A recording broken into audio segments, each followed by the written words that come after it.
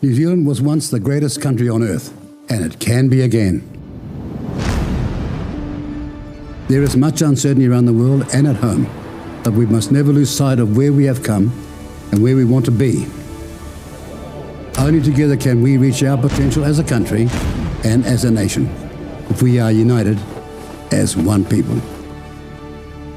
Times are tough, but we are fighting for you, and we will never give up.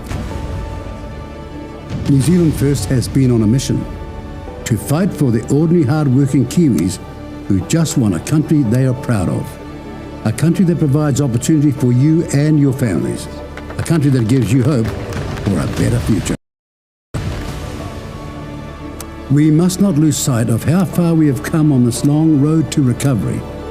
We've won many battles, but we are yet to win the war. However, if you give us the tools, we will finish the job. New Zealand First has always been on this mission to make this country great again, like it once was when we were recognised as the best democracy in the world. It hasn't been easy, but the things in life worth doing are never easy. We must never forget that challenge. We must never give up what our forebears fought and died for. We must never stop believing in ourselves or our mission. We must never, ever stop believing in New Zealand.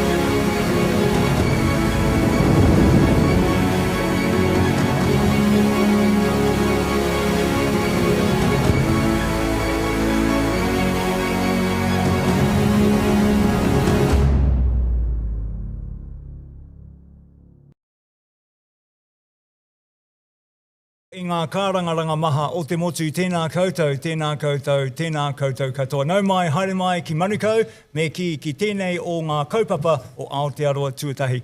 Welcome everybody, we're coming to you live on day 2 for Convention 2026 here at the Dewdrop Centre in Manukau. And welcome to our live stream. You know, I don't think there's been any political party in New Zealand, in fact there hasn't been, one that has live streamed their entire conference. So this is a world first in New Zealand. Well, you've really had to watch your P's and Q's this time around because you've got TV streaming all of what's happening in conference. It's been really good. Fabulous. Let's just sort of start off the program this morning. I'm Jenny Marcroft. I'm one of the New Zealand First MPs and a candidate for Kaipara ki Mahurangi. And I'm George Ngātai, and I was officially confirmed yesterday as the Papakura candidate for New Zealand First, so we're certainly looking forward to that in Papakura. In fact, I was just looking at a bit of history. You know, when New Zealand First's Right Honourable Winston Peters first came to Parliament, he won the Hunua electric way back in 1974, and Hunua is called Papakura today. Fantastic. Now, we had a great celebration last night at the end of day 1 of convention. It was the 33rd birthday of New Zealand First, founded in 1993. And we had beautiful, amazing birthday cake. And Winston came and cut the cake. It was a really fantastic night celebrating. Oh, look, it was amazing to see so many people there. I mean, we had lots and lots of people, even people that weren't part of New Zealand First that were there, which I thought was actually fantastic. But we had an enjoyable evening. You sort of got your shoes on and on the dance floor. Did you actually get on there last night, Jen? Certainly busted a boogie. Well, look, I'm not a dancer. I mean, I'm a singer, not a dancer. So I've got 2 left feet, but it was certainly a great evening last night, and I really enjoyed it. Definitely was great. We had an action-packed lineup yesterday in convention. Today it is just the same. We are going to be kicking off into our remit sessions, continuing those this morning. We'll be hearing from more candidates that have been announced yesterday. We have a program to finish off the remits this afternoon, ahead of the big show. Oh, that's Showtime big. This afternoon at 2 o'clock. That's right. So 2 o'clock, we're going to be having our campaign launch here at the Dewdrop Centre. Now, look, for those of you that want to come along, this is an open invitation. It's a public meeting, and of course, it's to hear the Right Honourable Winston Peters launch our campaign for 2026. Doors open at around about 1 o'clock. If you want to reserve your place, you can go onto the New Zealand First website and, of course, click on there that you'll be attending. Put your name and details in. Tell us even how many people you've got. Those actually go to the admin team and they'll make sure that we save you a seat because, boy, that's going to be a real good place to be. The place to be here on Sunday is the Dewdrop Centre in Manukau.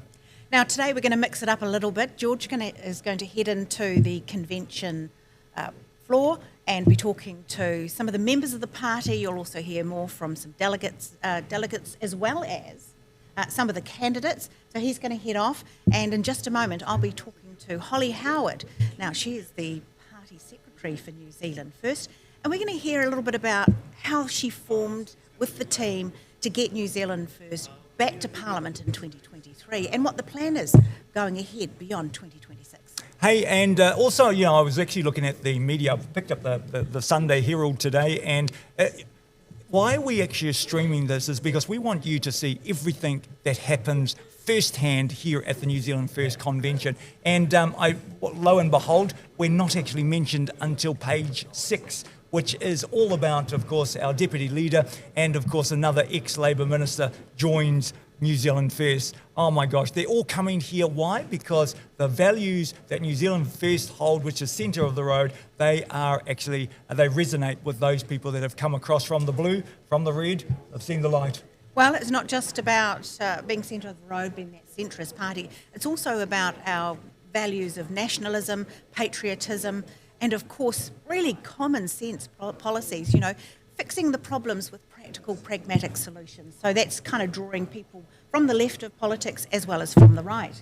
And we welcome them. We do. And we'll be catching up with a lot of those people that you see and have seen over the next couple of hours. So that's coming up this morning. Stay tuned. We're going to take a short break and we'll be back very soon. Conference 2026 for New Zealand First.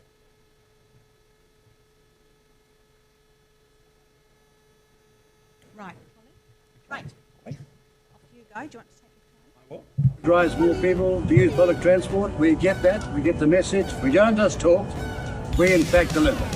Thank you very much.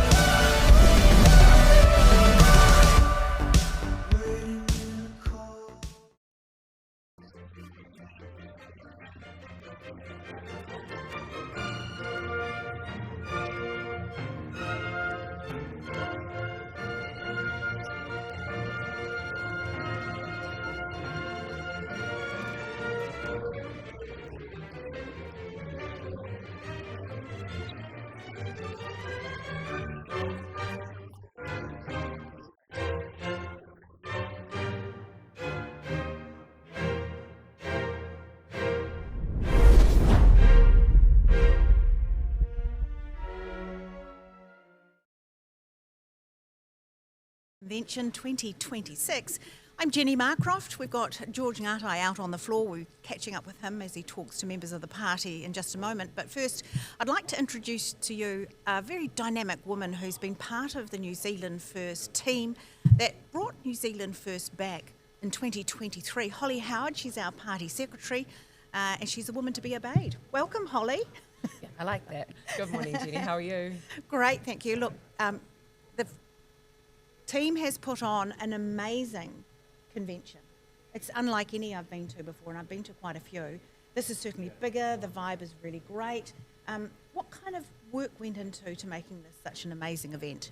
Oh, realistically, one of the biggest challenges with this convention is we had so many people that wanted to come.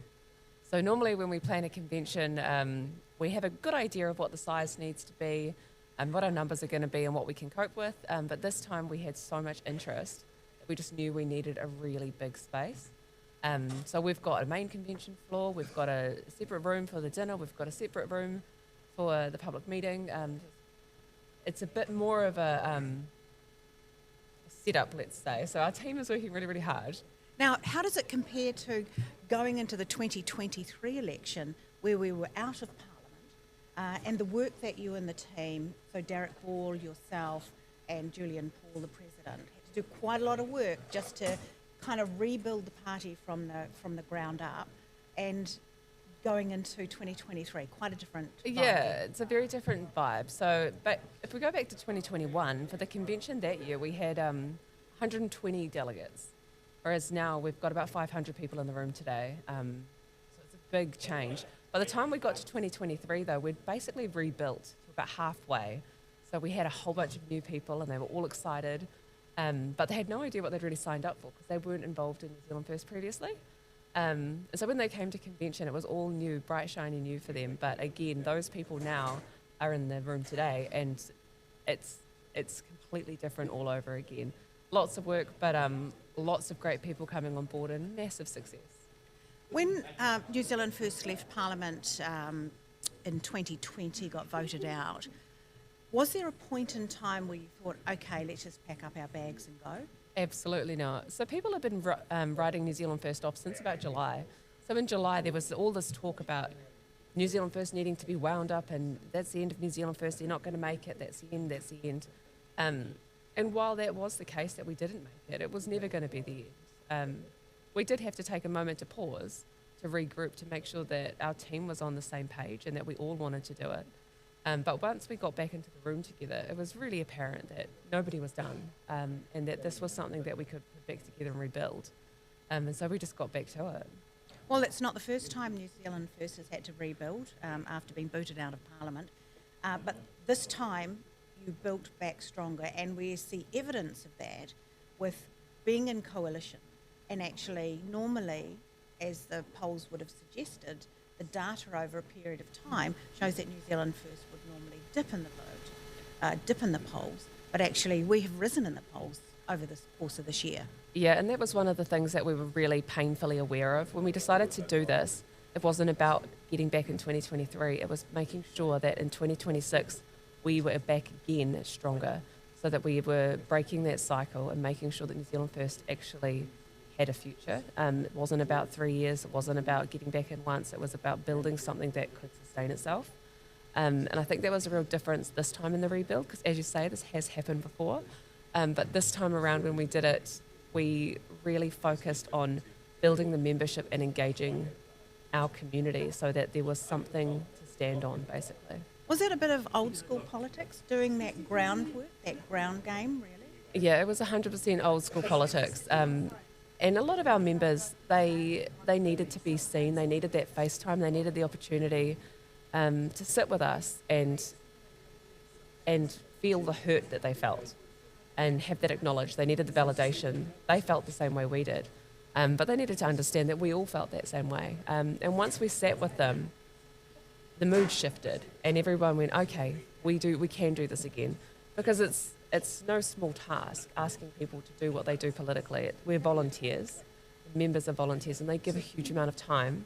And so asking them to do that again when they had been burnt and they were disappointed, that was tough.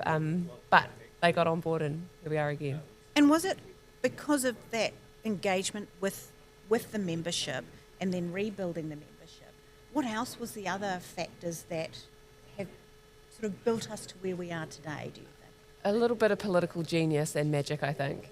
I think that's one of the things you just really have to acknowledge, that our political team, they have political brilliance. They know timing. They know when to push the button. They know how to speak to people and engage with them to get the most out of the community. Everything in politics is about timing, and that art has been practiced with New Zealand First for over 33 years now. And you can just see that in the machine that works today. Thank you, Holly. Look, it's been really interesting hearing about the work you've done and how you've rebuilt the party and the aspiration for the future, not just for New Zealand First, but actually for the country, because that ultimately is what politics is all about. How do we move the country forward as a people together, united? So thank you for that, Holly. Keep up the amazing work. I know that you've been flat out all week, weeks preparing for this, but also we've got a big day with Big day today. Very big launch, excited. the campaign launch coming up this afternoon at 2. Thank you, Holly. Thank you, Jenny. We're going to head now to George, who is in the convention room, and he's going to be talking to some of our members, some of our candidates. We'll see you there in a minute.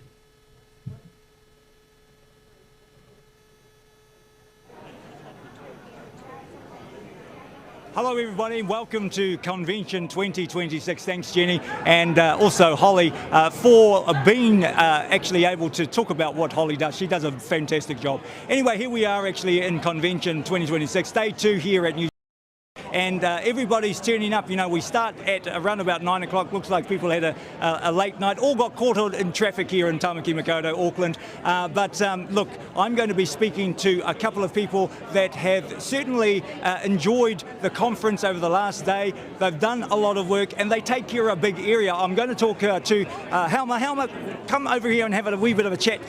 Now, this is actually Helma, so I'll just get you to stand up, Helma, and we'll actually have a talk. Tell us a wee bit about which area you cover and what your job is in the region. My region is a members council. I'm also on the committee, local committee Wanganui, but the members council of New Plymouth, Wanganui, Palmerston North, Wairarapa and Rangitikei. Now, you've actually been with the party for how long now? For a very, very long time. I was a member, but around about 7 years ago I started to become active. When we went with Labour, I really thought, okay, I get in there and now I have to start doing something, because I always loved Mr. Peters, even when I stood twice for another party. I was very close to one of the founding members, Mies Omen, and she was my political mother, I can say, because she was Dutch as well, and she was one of the founding members that actually started New Zealand First. Fantastic. Now, look, yesterday was a full-on day. What things did you actually enjoy from yesterday's conference? The debate and the very good policies that remit that's gone through.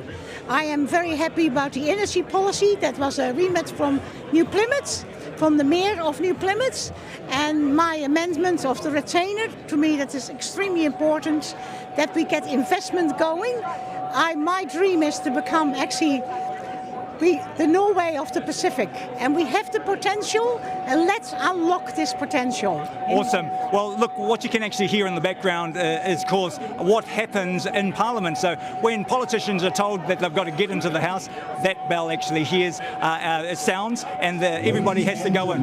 You can actually see. So we're going to actually get underway very soon. We're going to go live to the main stage. I'm George Ngatai, Convention 2026. Look forward to seeing you this morning.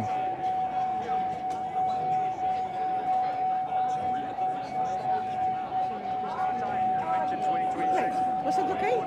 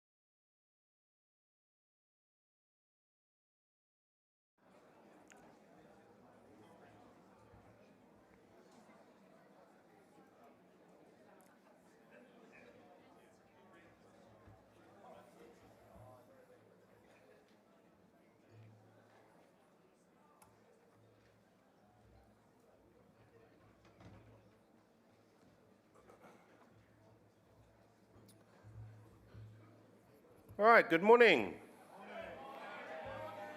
Oh, I think some of you had a lot to drink last night. There's a lot of empty seats. And the energy is not as high as yesterday, let me tell you. So just going over what we're doing today. So we're going to start off with remits. We've got the next set of candidate panels that will be presented by Holly. We've got a morning break. We've got a speaker set, which is Michael Laws and Tane Randall. Woohoo.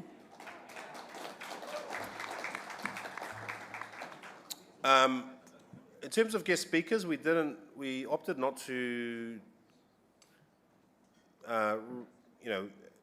we ended up preferring that we hear from our own people rather than getting someone external and telling us something that we may already know or that's not particularly relevant. But we've got such depth in our candidate pool and wealth of experience that actually for this election, what we need to do is understand more people on our own team.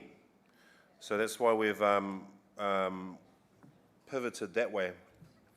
After that speaker series, there'll be another remit session and then wrap up. And that will be the end of the convention. 12 o'clock, you'll have lunch. That's in the foyer as per normal. And then doors open for our public meeting at 1 o'clock. You will all in this room have the preferred reserve seating. And who's organising? Katie, yes? Yeah. We've also got our guests that came in from last night and some guests from the community that we've invited in for some reserve seating as well. Now, for those of you who have luggage, if you don't know where to put it, just put it over there in the corner. Once we finish in the arena, you'll be able to come back, grab your luggage, and take it off with you wherever you need to go.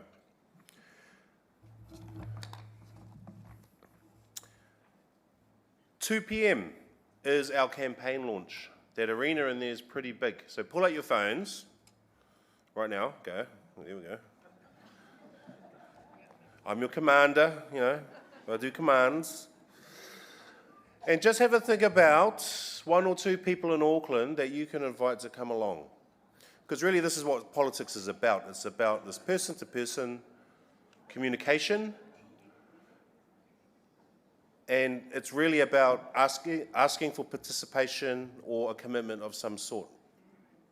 That's the biggest kind of skill in campaigning. So let's start that today. If you've got a couple of people in Auckland, invite them to the launch, offer them reserve seating. We can do that, eh, Katie? Yep, okay, good. The other thing, social media. So, candidates, you need to be taking photos all the time, tagging in your fellow candidates, following each other's pages, and just getting the message out there. So that's a couple of things for this morning. Now, what I wanted to just acknowledge, you got everyone, Oliver? So if Oliver, Chai, Weichi, Eddie, and Akash can just come to the front, please.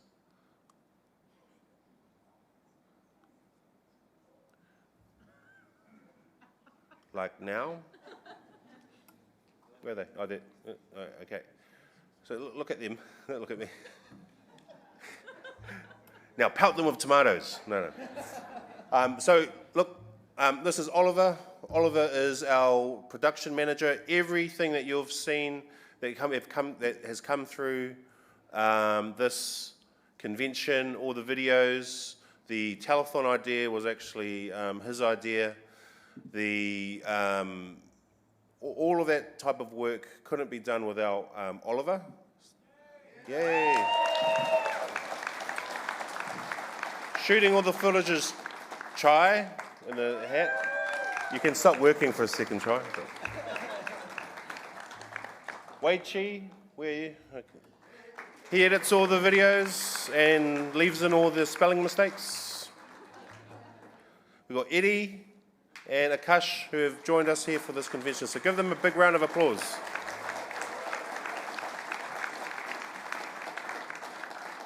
Again, do you think that we've upped the bar a little bit? Yes. Well, it's because of these guys, so give them a round of applause. Right, you can go now. Nusi Rohit Andrew Ryland, stand up please. Right, these are our runners for this weekend. Give them a round of applause.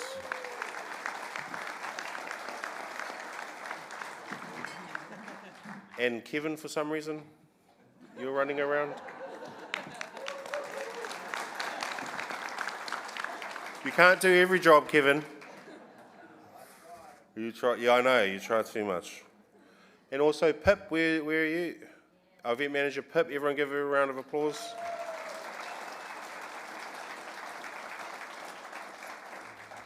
And because we're needing to pack in for the campaign launch, and we've got to do some run-throughs, and we'll probably miss an opportunity to actually thank our team for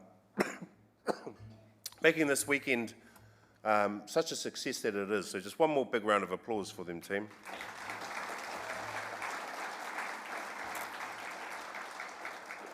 Right, any questions? No, that's great. Anyway, so into remits. Mark Patterson, can you please take the chair? The Taieri Tyrant, Mark Patterson. Here we go. Do we have can you just take this? Just remit list for yeah, just for him. Right. And an amendment. Which one are we up to? 20.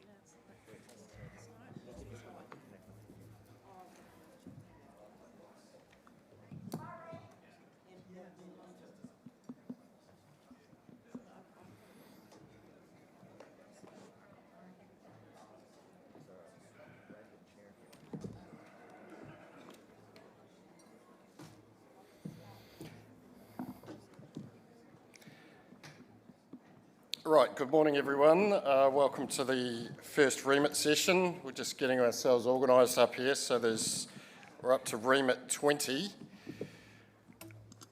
And what I'll need this morning is focus and discipline. There is a number of remits we'd like to get through, all of them if we can. Can we just read the room a little bit? If we've got a remit where it's clear that there's pretty general support for, can we avoid trying to get into the weeds a little bit so we can move through and have substantial debate on those that perhaps are a little bit more contentious? I'm not trying to chill democracy, but it is a frustration if you've got a remit sitting down the bottom of the list that you would like to get through, including myself, I might say. So I could be brutal. Are we good to go now? So we're just booting up. I would say though, while I've got the microphone, to build on Julian's theme, that was an incredible night last night. We've gone up several levels, and you know what a great event. What just the feeling in the room, the camaraderie, the sense of purpose that was there is absolutely fantastic. And I think I'm sure from a parliamentary perspective, when we go back to Parliament this week, we'll have a spring in our step, knowing that we've got a great team of people behind us.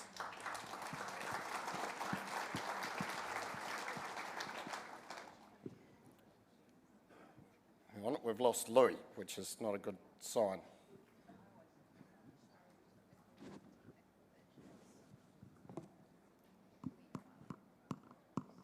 I thought it was just the rural broadband that was a bit shit.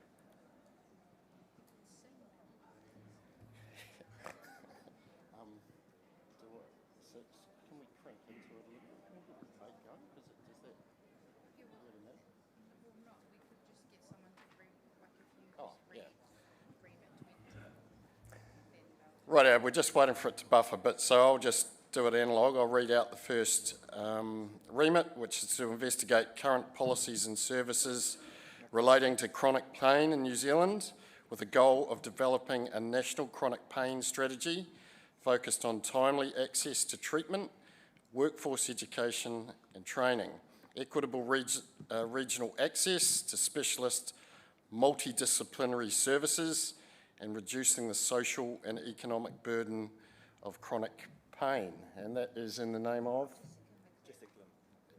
Jessica McCleary.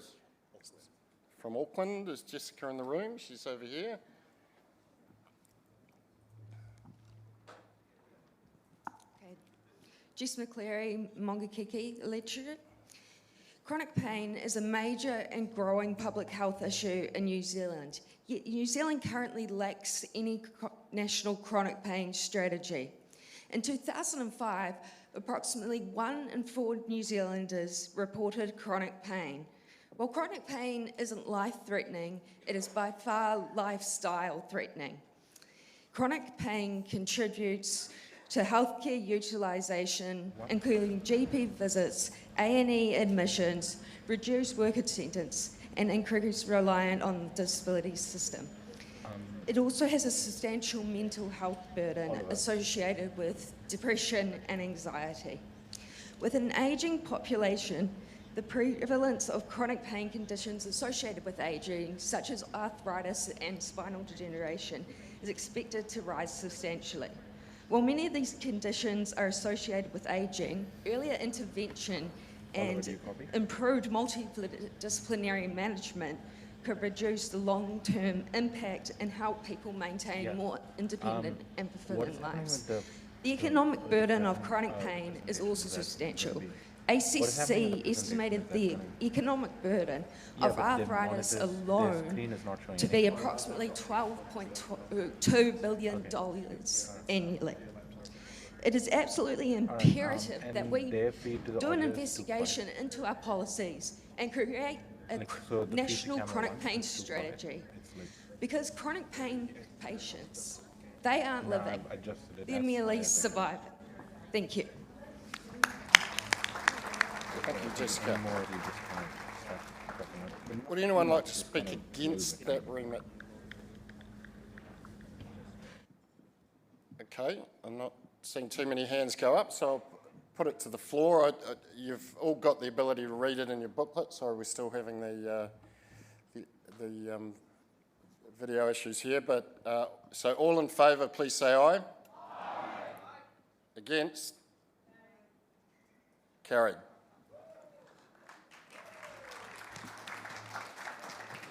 So move to remit 21. Introduce an excise and rebate healthy food system that applies an excise on unhealthy food and provides direct discounts on healthy foods. Excise will be applied upstream of unhealthy food manufacturers, importers and large national takeaway chains, while applying that revenue to healthy foods through a healthy food card. And speaking to that is Glenn Inwood. Okay, Alistair on behalf of Glenn, by the sound of it. Or Alistair? One.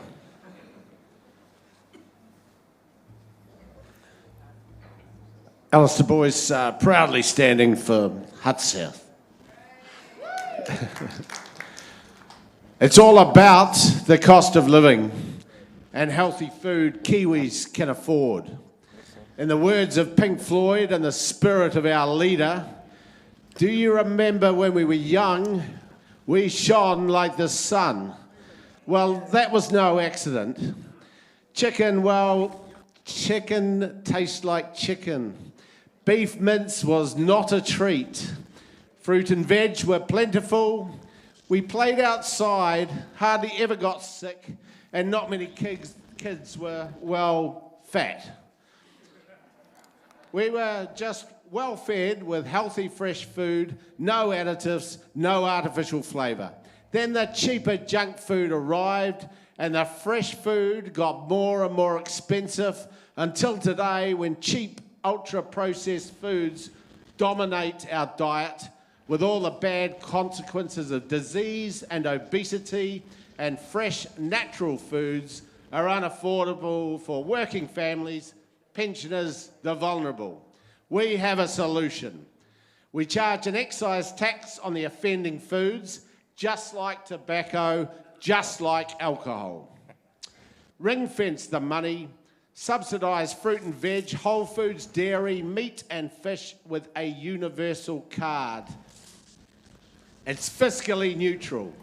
A 50% excise tax can equate to as much as a 40% subsidy at the checkout. Ease the squeeze, cash back in your pocket, a tap pay and get healthy again. It's a bold solution, a cost of living vote winner. It's all about a healthier population, living longer over time, less pressure on the health system. Thanks, Alistair. That's...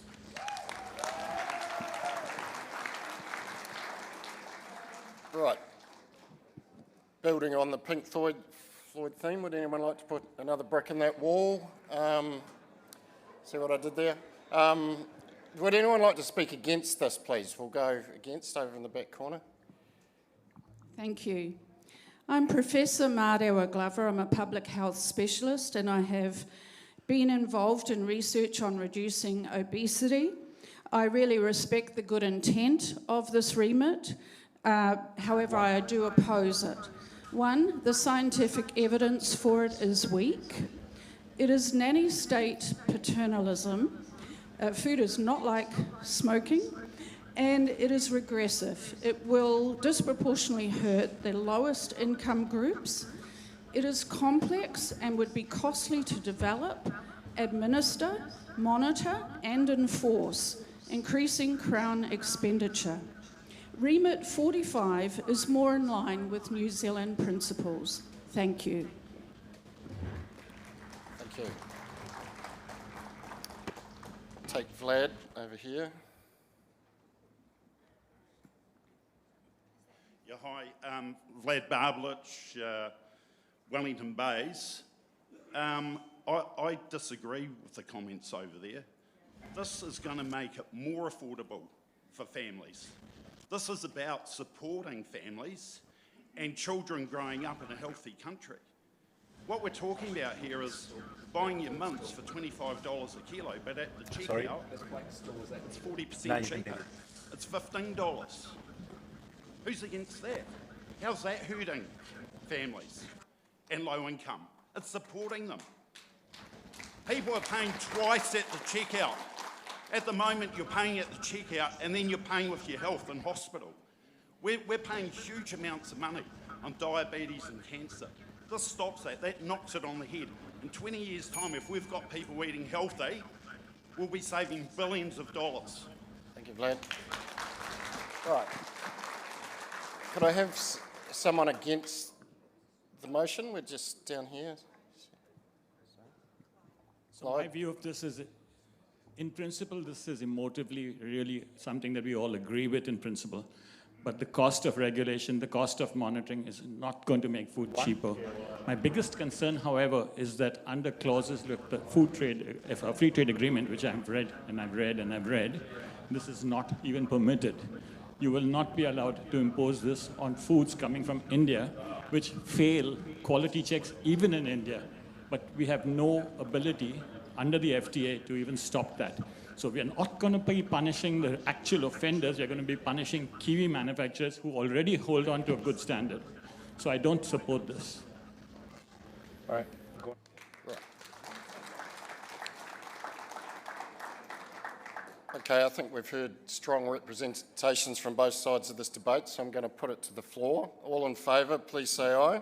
Aye. Against? Aye. I'm going to ask for a raise of flags for those that are in favour. All in favour, raise your flags.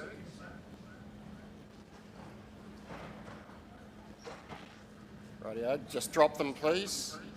All against, raise your flags. We'll call for a vote on this, please, counters. For a count. So all those in favour, please raise your flags and we'll do a count.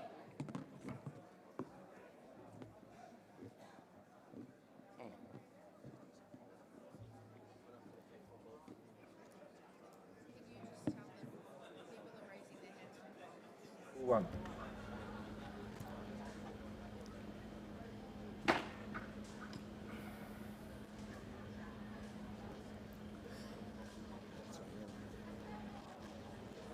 Alright, staying on you.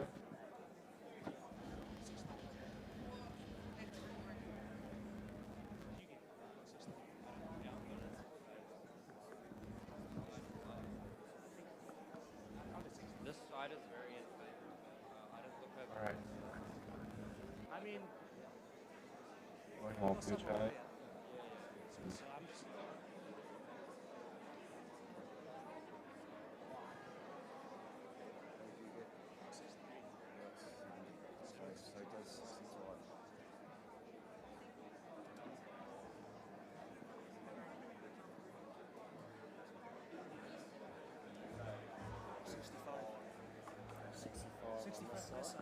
How many were on that side? 65 of this. Okay, all those against the motion, please raise your flags. This is close.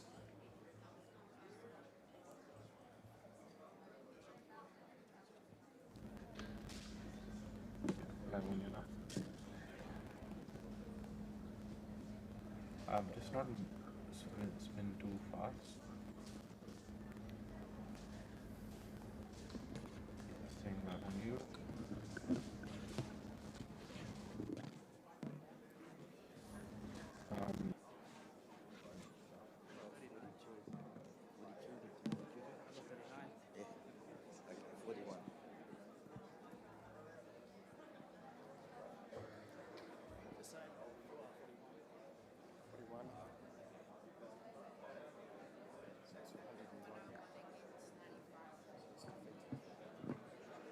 Rightio, you can put your flags down.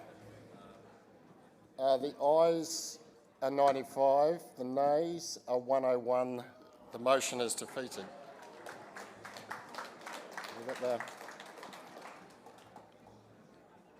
We move on to number 22 with George. Okay, we're still having. Right, you could try more concise wording, George.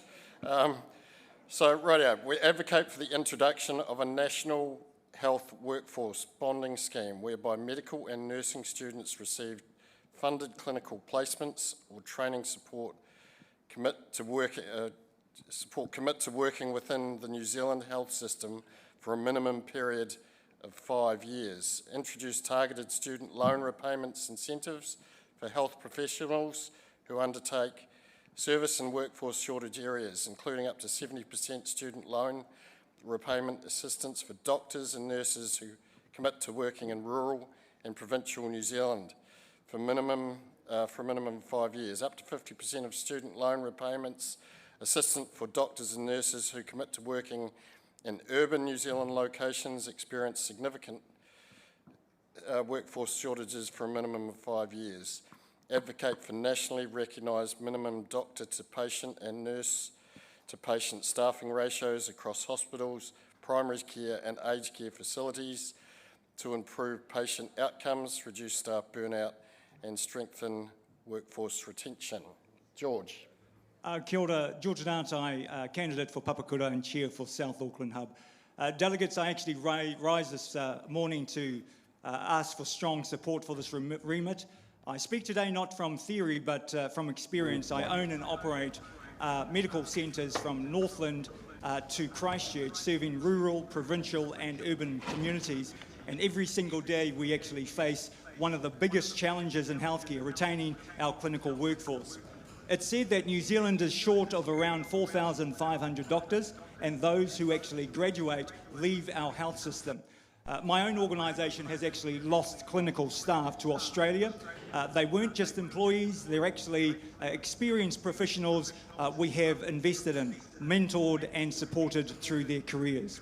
The reality is simple. New Zealand pays to educate them, we provide their clinical placements, we help them to become registered, and just when they actually reach the time that they are experienced in our communities, they pack their bags and they leave. We lose the experience, we lose the continuity of care, and New Zealand loses the return of its investment. This remit offers practical solutions. If New Zealand invests in your education, it's reasonable to ask for a commitment to serve New Zealand for a period of time. In return, will help reduce student debt, particularly for those who are prepared to work in our communities in provincial and urban New Zealand that need it the most. This is not a punishment, it's about a partnership. The longer they stay, the more of their student loan is repaid. Let's invest in our people, retain our talent, and put New Zealanders first. I commit this remit to the conference. Thank you, George. Would anyone like to speak against the remit? You got someone over there? Yeah, raise your flags if you can. It's hard to see from up here. My name is Peter Morahan. I'm from the Heratonga electorate. This remit is a rehash of the situation that prevailed when I was at varsity back in the 60s, when school teachers had a similar scheme. It didn't work then and it won't work now. Thank you. Okay, would anyone like to, we've got down here, lady here. Sue, is it? Yes, Sue. Sue. I'd like to speak as a mother of two sons, both in medical profession. Order. Yeah, I'd like to speak as a New Zealander that got my qualification and went overseas to travel when I was 25. I'd like to speak also for my sons who both left New Zealand. They got their degree in veterinary and in physio, and I know a lot of their friends were doctors. And they get through, they're 25, they haven't travelled, and they're working in a health system that is actually not very professional, and they're not always being mentored very well at all. So my son was in Wellington Hospital. So he ended up going over to Australia to locum, and he got under people where he learnt so much. We don't even communicate well in our allied services in hospital, so they're not seeing a gold standard practical situation. They go over and they earn excellent money overseas, and it's been, yeah. 5 years is ridiculous. Thanks, Sue. Yeah. Would anyone like to speak in favour of the motion? I'll take Kim McDonald over here. Good morning, everyone. My name's Kim McDonald, candidate for Dunedin and Members Council for the Lower South Island. As a rural registered nurse, I feel like this is a very well-written remit that would solve about 5 different big issues in the sector straight away.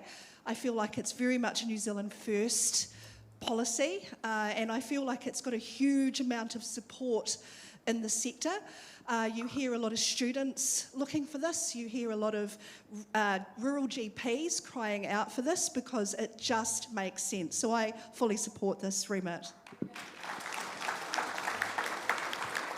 Okay, I think we've heard strong representations for and against, so I'm going to call for a vote now. All in favour, please say aye. Against? Carried. Remit 23 is... Who is it? Josh Van Been. Good morning. Josh isn't here, so I'm speaking on his behalf. Thanks, Vaughan. Vaughan Taylor, East Coast-based candidate. Auckland suburbs are having intensification forced upon them, yet we're told repeatedly that New Zealand has an infrastructure problem. The roads are clogged, water pipes are bursting, schools are overcrowded, and some people have to drive out of town to see a GP. We can see the consequences in places like Warkworth. The town's growing rapidly, but the infrastructure can't cope. Last year, sewage poured into the Maharangi River, causing serious damage to the local aquaculture industry. And we're beginning to see the same pressures in fast-growing parts of the South Island, like the Selwyn district. Right across the country, developers are finding that they can't go ahead with building new subdivisions because the infrastructure just isn't there. New Zealand needs more houses, but houses needs roads, water, schools, health services. This remit does not say stop building, it says build the infrastructure first. Plan for growth, fund the infrastructure, then build the houses. This is not anti-growth, it is common sense. Thank you. Thank you, Vaughan. Would anyone like to speak against the remit? I'm not seeing too many hands go up. Speak now if you have, hold your peace. Right, I'm going to call for the vote. All in favour, please say aye. Aye. Against? Carried.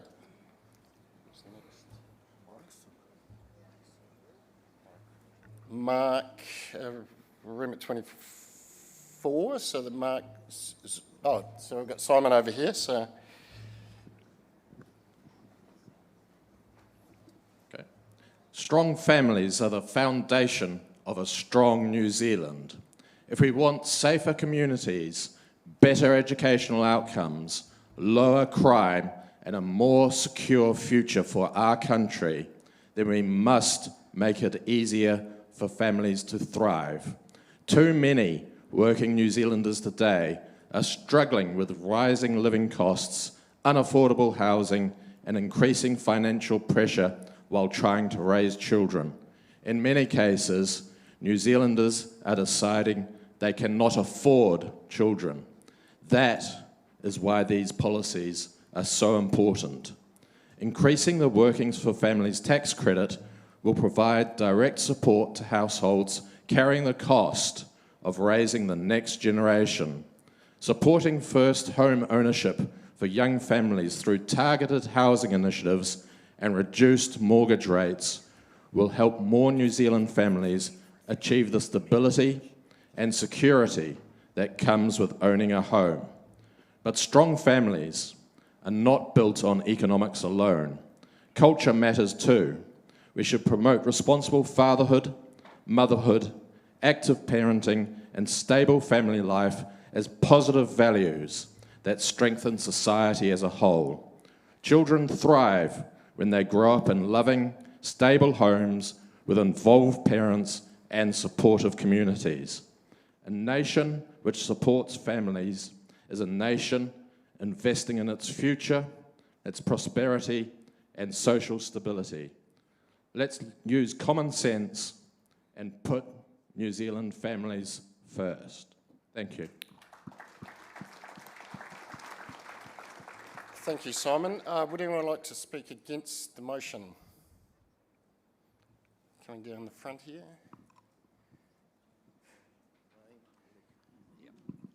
John Stokes, Port Waikato. I agree with a lot of what is in this remit. However, the second bulletin point, or whatever you call it, supporting home for young families, there's not one mention of single people, and they are some of the most discriminated against people in this country. I got a home through the much maligned Morabit David Muldoon because he gave state housing loans to single people. And there were conditions with it, but that's about all I've got to say on the matter. All this stuff about families is all very fine, but there's not one mention of single people. Thank you. Thank you, John. We've got a gentleman with a flag down the back. Hello, my name's Andrew Clow. I'm from the Tauranga electorate. The thing which I am against in this bill is it seems to be an omnibus bill. It's got 3 different things in it, and some of the things I agree with and some of them I don't. Yep. We've got someone to speak in favour of the motion, please. I'm looking for right down the back, Lindsay.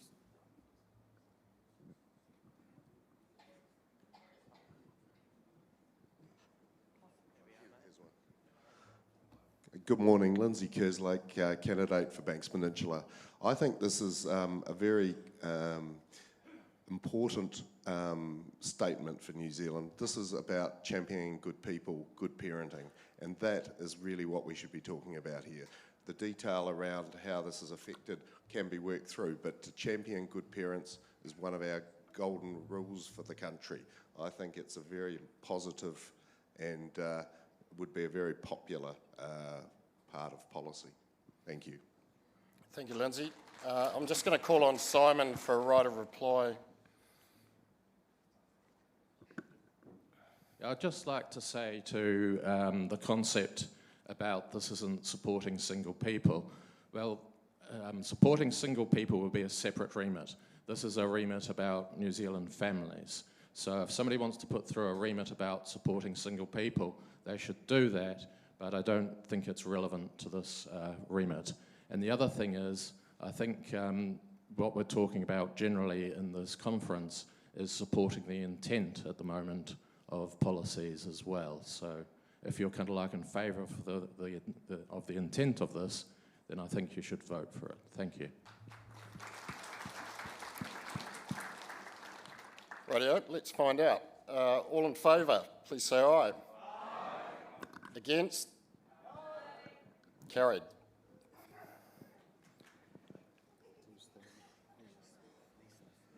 Remit 25 in the name of Lee Smith. Where's Lee? Here she goes.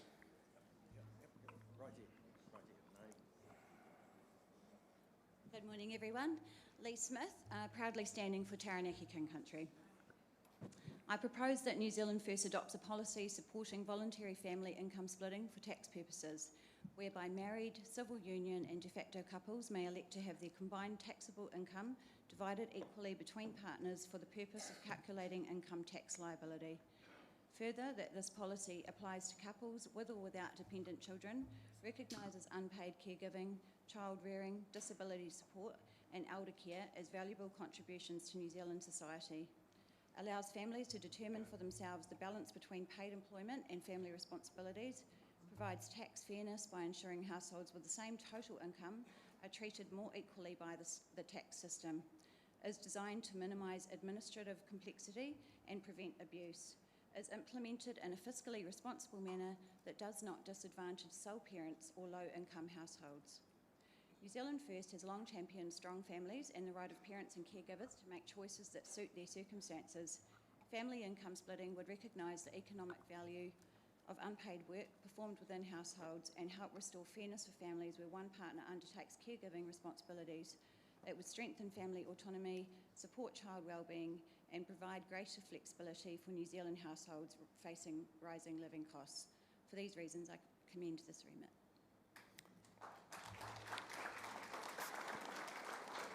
Thank you, Lee. Now, there is an amendment. Stephen Gummer has an amendment that we're going to work through. Yeah, thanks, Stephen. Yeah, this amendment basically is just to define really what the people we're targeting, and that is basically the married couples, civil unions and de facto couples. I've seen too much legislation going through Parliament at this stage, or up until to date, until New Zealand First gets in there, of course, that it's too waffly. There's no real clear definition. So basically, what we're trying to do here is to make sure that there are currently three legislatively or legally defined unions between two people. I'm just reiterating those. I'm also looking at capping the amount as well, because again we get mission creep. If you don't clearly state what you're doing, then it creeps. The problem we have with legislation at present, they put dollars on it. That gets set there. We have that currently with the current tax rates, the tiers that we've got. It'll be another 15 years before they get reviewed.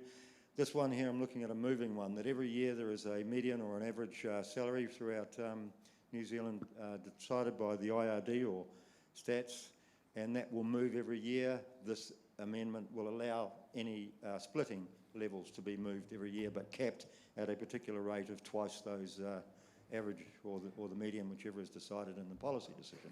Thanks, Stephen. Thank you. Right, would anyone like to speak against the amendment? Go the back. Andrew? Yeah, Andrew Clough here, Tauranga Electorate. The amendment seems to me overly complex. The intent of the amendment was pretty clear with the intent of the original remit was pretty clear. There's always going to be detail which is going to have to be added to these things if they're adopted by New Zealand First. Anyone else wish to speak for or against? We've got a young gentleman down here.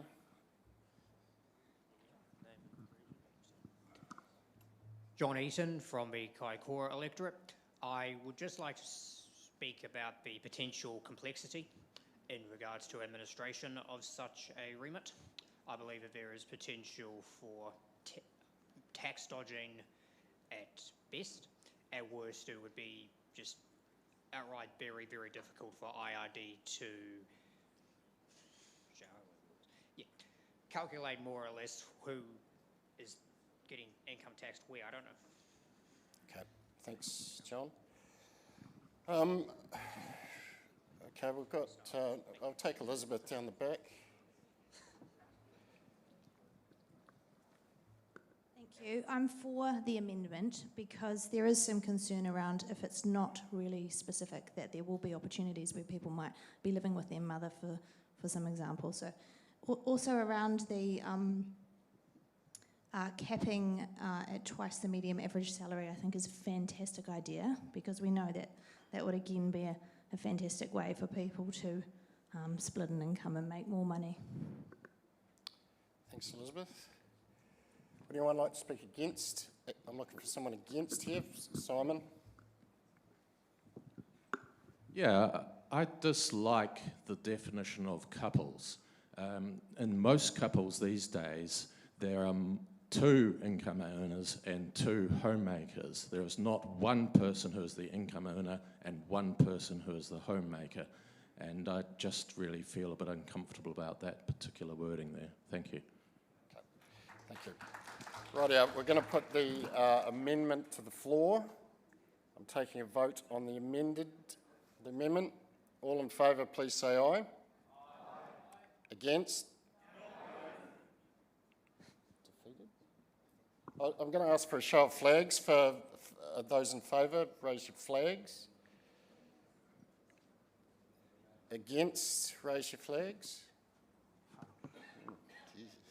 Yep, the motion is defeated. The amendment is defeated.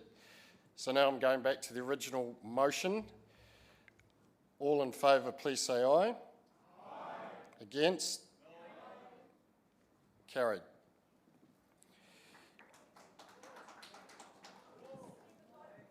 No, you can't have a vote. It was clear to me that the motion was carried. If you really, you've got to be awake here. If you're against it, make your voice heard. You can't relitigate it. So we're going to Remit 26. Who's point of order? No, I went on the voice call, which was clearly in favour of the motion. Yeah, we've trifling with the chair. So, Remit 26. Bernadette Suarez. Is Bernadette here? She was down there before. Oh, yes, yeah. There she goes.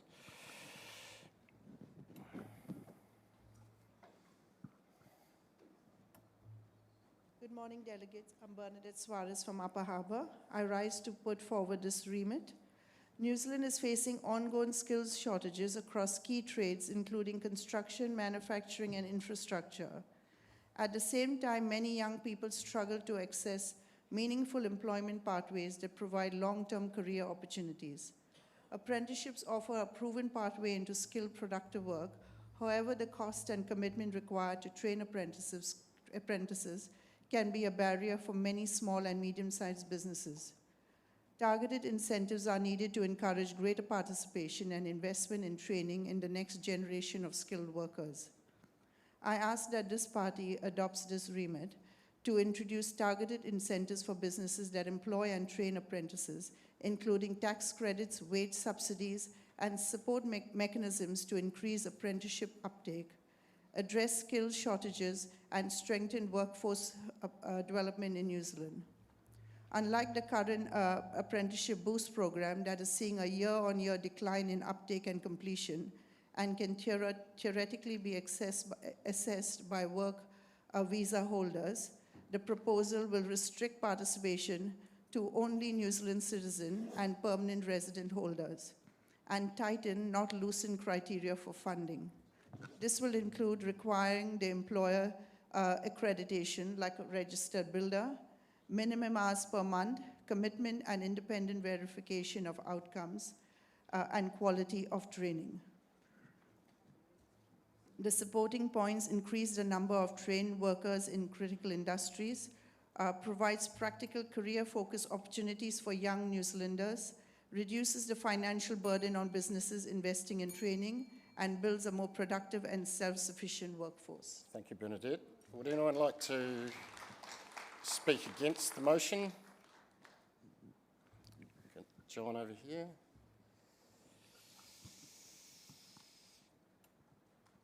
Apologies for the earlier stuttering issues. I believe I've now fixed that. Now, this, what you're saying,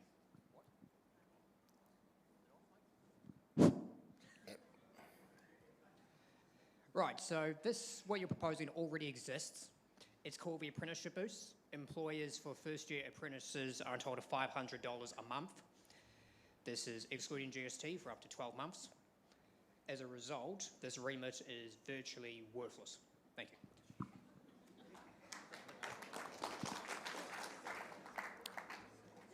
Anyone for or against? Clyde, looks like.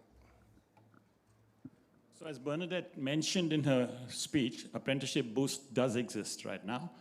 This one is talking about the failings. Right now, Apprenticeship Boost, as run by National, provides employers $500 a month for 1 year, up to 1 year. No checks, no balances in terms of what the apprentice is doing. No minimum hours required of the apprentice. He could be doing 10 hours a week or 10 hours a month. They still qualify. Also, under the apprenticeship scheme, Labour has just jumped on the bandwagon and said, oh, we're going to take Apprenticeship Boost and extend it to 2 years, but we're going to do even worse. We're going to loosen the category. So if you're a hairdresser or you're a chef or anyone, that's their policy, including hairdressers. So what this remit is saying is, yes, it's there, but we need to tighten it up. The worst thing right now, there's a big loophole where, given the number of immigrants coming in, it could be used by them for apprenticeship training in New Zealand. Thank you, Clyde. Does anyone like, we've got speaking against. I'm looking for someone to be speaking against. I'm looking at someone to be speaking against. I just want to make one comment, Leslie from Selwyn. The thing I don't agree with, which is already policy, is that apprentices only get 80% of the minimum wage. It's not right. Right, I'm going to put the remit to the floor. All in favour, please say aye. Aye. Against? The ayes have it. Remit 27 in the name of? Sorry? Lillian Amuri? Is it Lillian? Oh, g'day, Lillian. Yeah. Hi. Good morning, everyone. Lillian Emery from Rotorua. I'd like and I'd love to revise the cognitive testing requirements for the elderly. Renewing their licences is a big thing at the moment, being a road safety educator. Hang on, Lillian, have we got? Oh. So we're looking for this remit 27? Yeah, revise the cognitive testing requirements. Oh, right. Right. I'm looking for remit 27. Right, at the back. Thank you. John Ryan.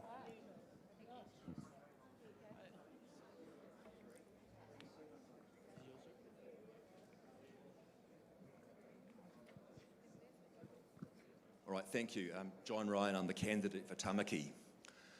So what's all this about? Well, informed consent is the principle that we are entitled to be given the benefits, the risks and the alternatives if we're being offered or required to undertake treatment.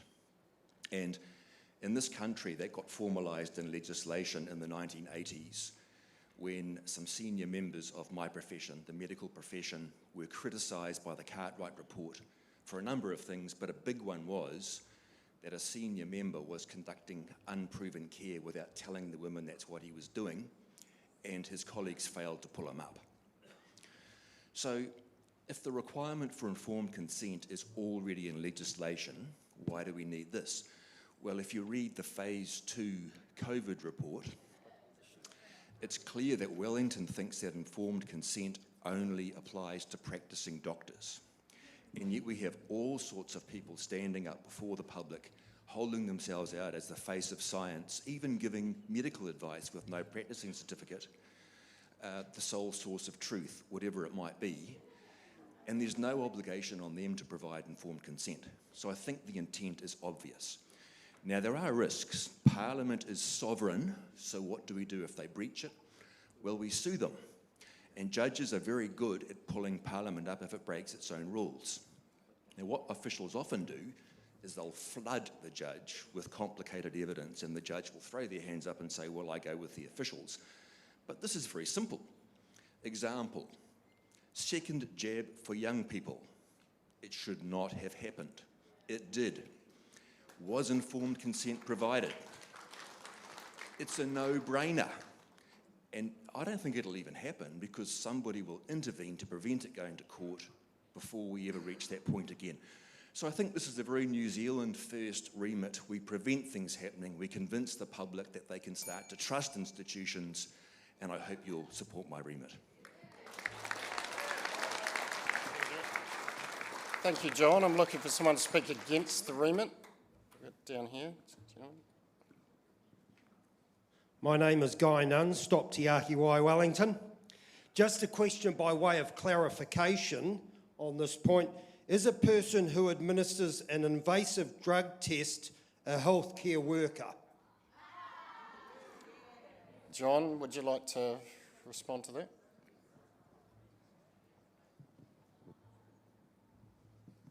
I think the purpose of this remit is that everybody is responsible for informed consent. So if you're doing that, you're responsible too.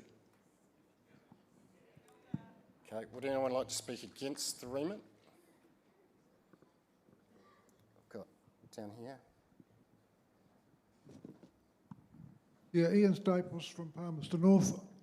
I just want to know if that would include the roadside drug tests, because it seems to me that they are an invasive type test and a medical procedure. And we're having them where a lovely advertisement on TV which says they're so nice, but they're just like the COVID thing as far as I'm concerned. Yeah, and I think that question has been answered before. Does anyone like to speak against? Otherwise I'll go to the floor. All in favour, please say aye. Aye. Against? Carried. So,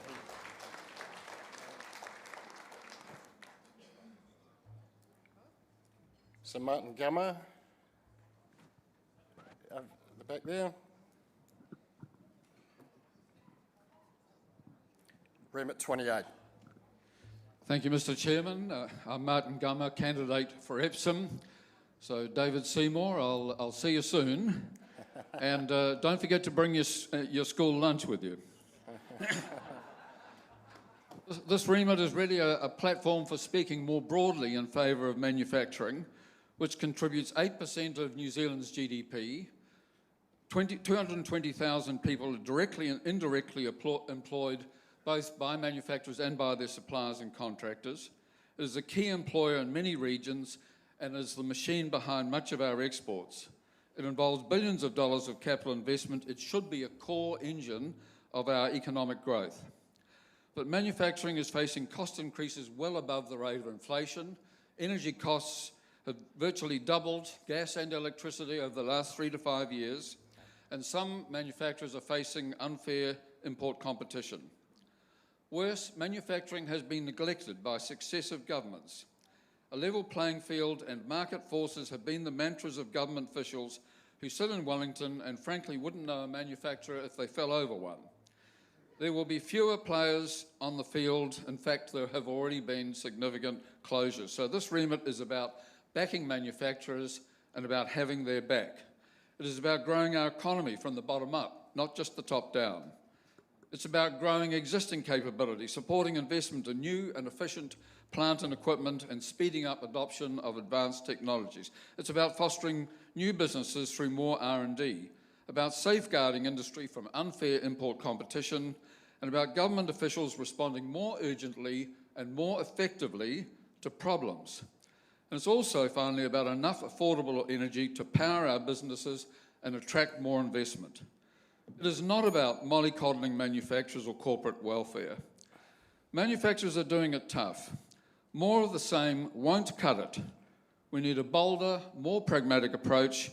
New Zealand First is the party to provide that. Thank you, Martin. I'm looking for a speaker against the motion. Becky. Nick Ferrier, Nelson Tasman Members Council. I'd speak against this. It's just too complicated. We're mollycoddling industry. A very much simpler option would be tax credits on R&D, which I'm not sure if we ever had officially in New Zealand, but some countries have. For R&D spending, that would boost our local manufacturers. I just don't think we need anything as complicated as what's being proposed here. Thank you. Okay. Right, I'm going to take up the back. Supporting the remit, Elise Puni from Manurewa Electorate. Doctor in business, as a practitioner, as well as in academia. We reap what we sow. If we don't invest, we don't turn the dial in terms of getting our rightful place in manufacturing in the Pacific, be the king in the Pacific region. We need our productive sector to do better. Give them a hand. Fully support the remit. It is good for New Zealand and for all New Zealanders. Thank you, Elisa. I'm looking for one more speaker against the remit. I can't see one, so I'll go to the vote. All in favour, please say aye. Aye. Against? Carried.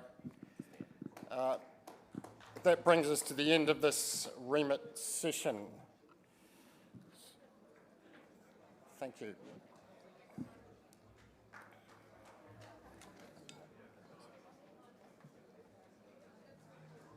What's happening now?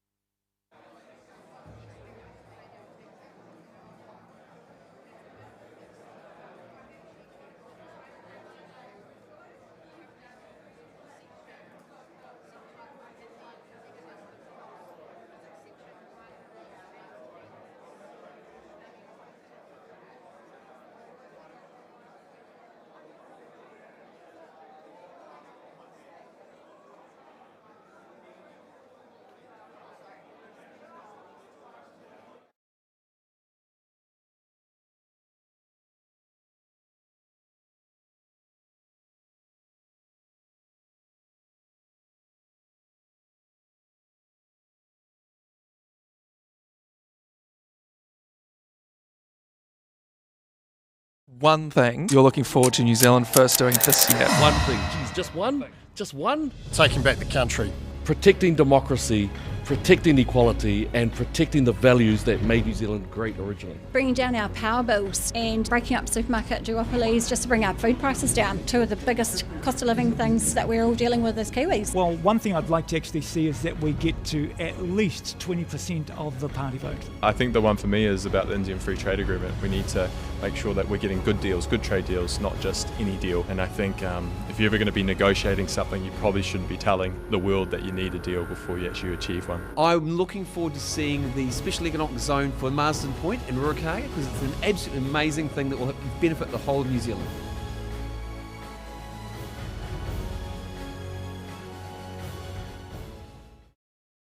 The future of New Zealand this weekend, and we have got a lot to plan for. You are the message. This is a real campaign for a real outcome. Hi, everybody. Let's go forward and fill the parliamentary chamber with New Zealand First. Tēnā koutou katoa.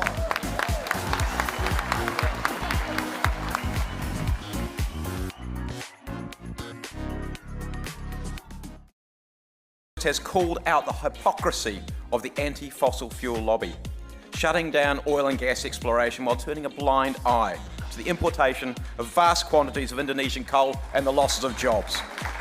We have overturned the oil and gas exploration ban and delivered $200 million of co-investment into new exploration.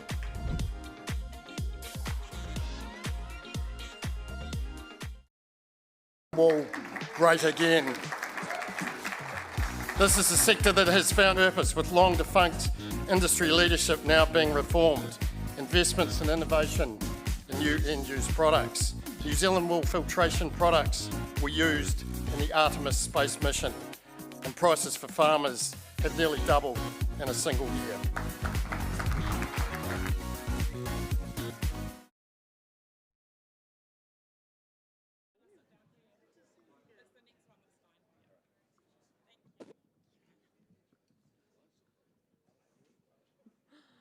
Good morning, everybody.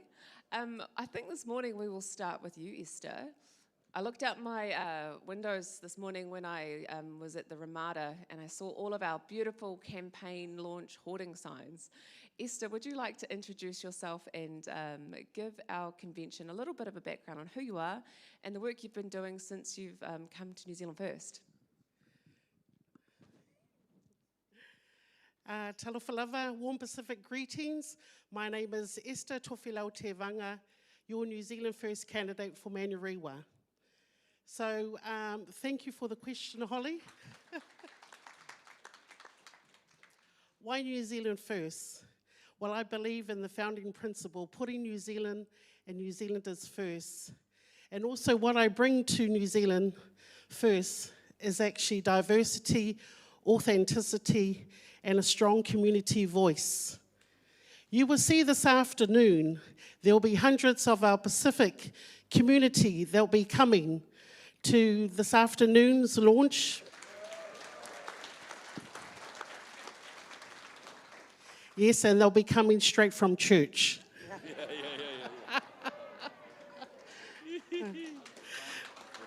Oh, absolutely. So what I bring to the party, I bring the voting bloc of the Pacific to New Zealand First. I will bring the Pacific votes from the top of the Cape Reinga down to Bluff, to the deep south. I will also bring to New Zealand First the Pacific New Zealanders from Australia to Samoa and in between. So that is what I bring to our party. Thank you. Now, for any of you that think that she may be ambitious, Esther is probably our highest performing candidate in terms of membership drives. So our poor membership team, they are loving the work she's doing. She's signed up, I think, more members than anyone else this year. So feel free, if you'd like to give Esther a challenge, you can all do the same. Additional to Esther, we've also got George Nartai joining us. So our remit process it's very special to New Zealand First. We love getting policy remits through from the convention floor. George, tell us a bit about the remit that you proposed and was passed this morning. Well, look, 14 years ago, my wife and I were non-clinicians. We set up a general practice here in Auckland. And then from then until now, we've got 7 or 8 general practices that go from Kaiō up in the north all the way down to Christchurch. And that particular remit, we've found that it's really hard to retain our clinical staff. They stay with us, we train them, we invest a lot of time and money with them, and then they decide that you can do better and get more and pay your debt down faster if you go overseas because they attract them. And so this remit not only helps us keep them, but also helps them to know that when they graduate and they work in either provincial New Zealand or in our urban cities, they either get 70% or 50% of their debt down. So really excited about that. Thank you very much, Council, and also delegates for supporting that. Now, for those of you that have been in the room today and yesterday, you've obviously been very busy, but George has been exceedingly busy doing our live stream. So when you go home and you've got a moment of time, feel free to go back onto our YouTube. You can watch a lot of the interviews that he's done with many of our other candidates and have a look at some of the other content that we've been putting out through the weekend. But let's now go to Elliot. So Elliot, you've come to us from Hobson's Pledge. You've got big boots to fill because Casey Costello has left a lasting impression. Tell us a little bit about yourself and your journey to join New Zealand First. Yeah, so coming from the Hobson's Pledge angle, I first got involved in this area because racism doesn't help anybody, and that's also including discrimination policies. One of the big things that we look at across the world historically is that when you bring in the discrimination policies, they harm the people that you are purported to support. We've seen this in South Africa, we've seen this in the US with the black families, as well as the American Indian families in Australia as well, and Malaysia. So every single time you try to put in racism rules, whether negative or positive, you harm and damage a community that you're talking about. New Zealand, that is no different. The idea of the treaty was a beautiful document that has three simple articles to it. And I found it fascinating that just under Ardern, when quizzed on this in front of everyone, didn't know anything about the articles of the treaty, even though she was putting forward discrimination policies that made racism worse in New Zealand. So it is things like this that led me to Hobson's Pledge first, to defend equality, to defend the right of all of our people to fight hard and to succeed for their families. And it's also what led me into New Zealand First, because New Zealand First believes that you should work hard, fight hard for your families and do well. And if I might just put out there, an example of the discrimination that New Zealand First is fighting against. Do you know where the best place to be raised up in if you are born part Māori? If you whakapapa Māori, the best place to be born or to be raised is not New Zealand. It's Australia, where there is no treaty, there is no quota system, you work hard or you starve. And in those environments, our people raise up strongly.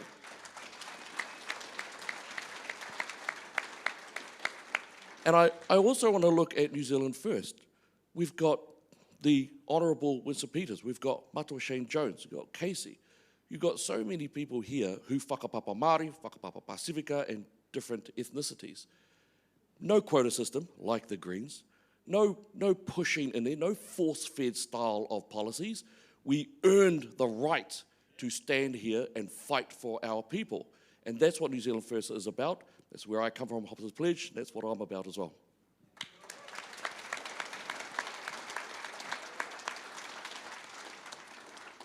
Now, Elliot's not a one-trick pony. Before getting involved with Hobson's Pledge, you're a youth community worker. Tell us a little bit about that.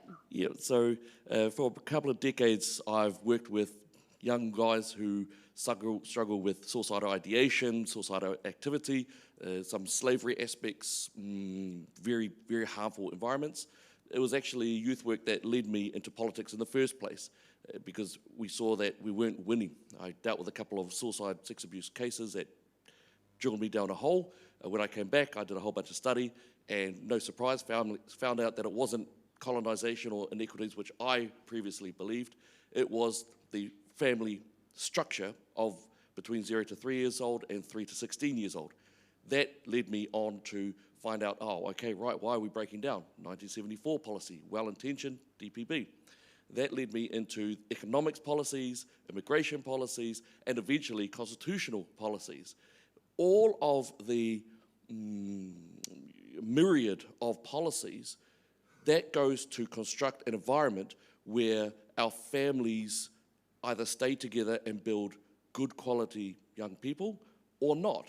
And I come from one of those environments where I grew up in multiple broken homes, went straight off the rails, drug dealing, getting into some ruckuses, going over engaging in some horrific things like supporting Labour Party and the Greens and such. I've come out, I've seen the light, but so always what sits me at my focus is always the service, to give service to others. And of course that came from my becoming Christian at age 25. So all of my life is ready to give for New Zealand, and now for New Zealand first.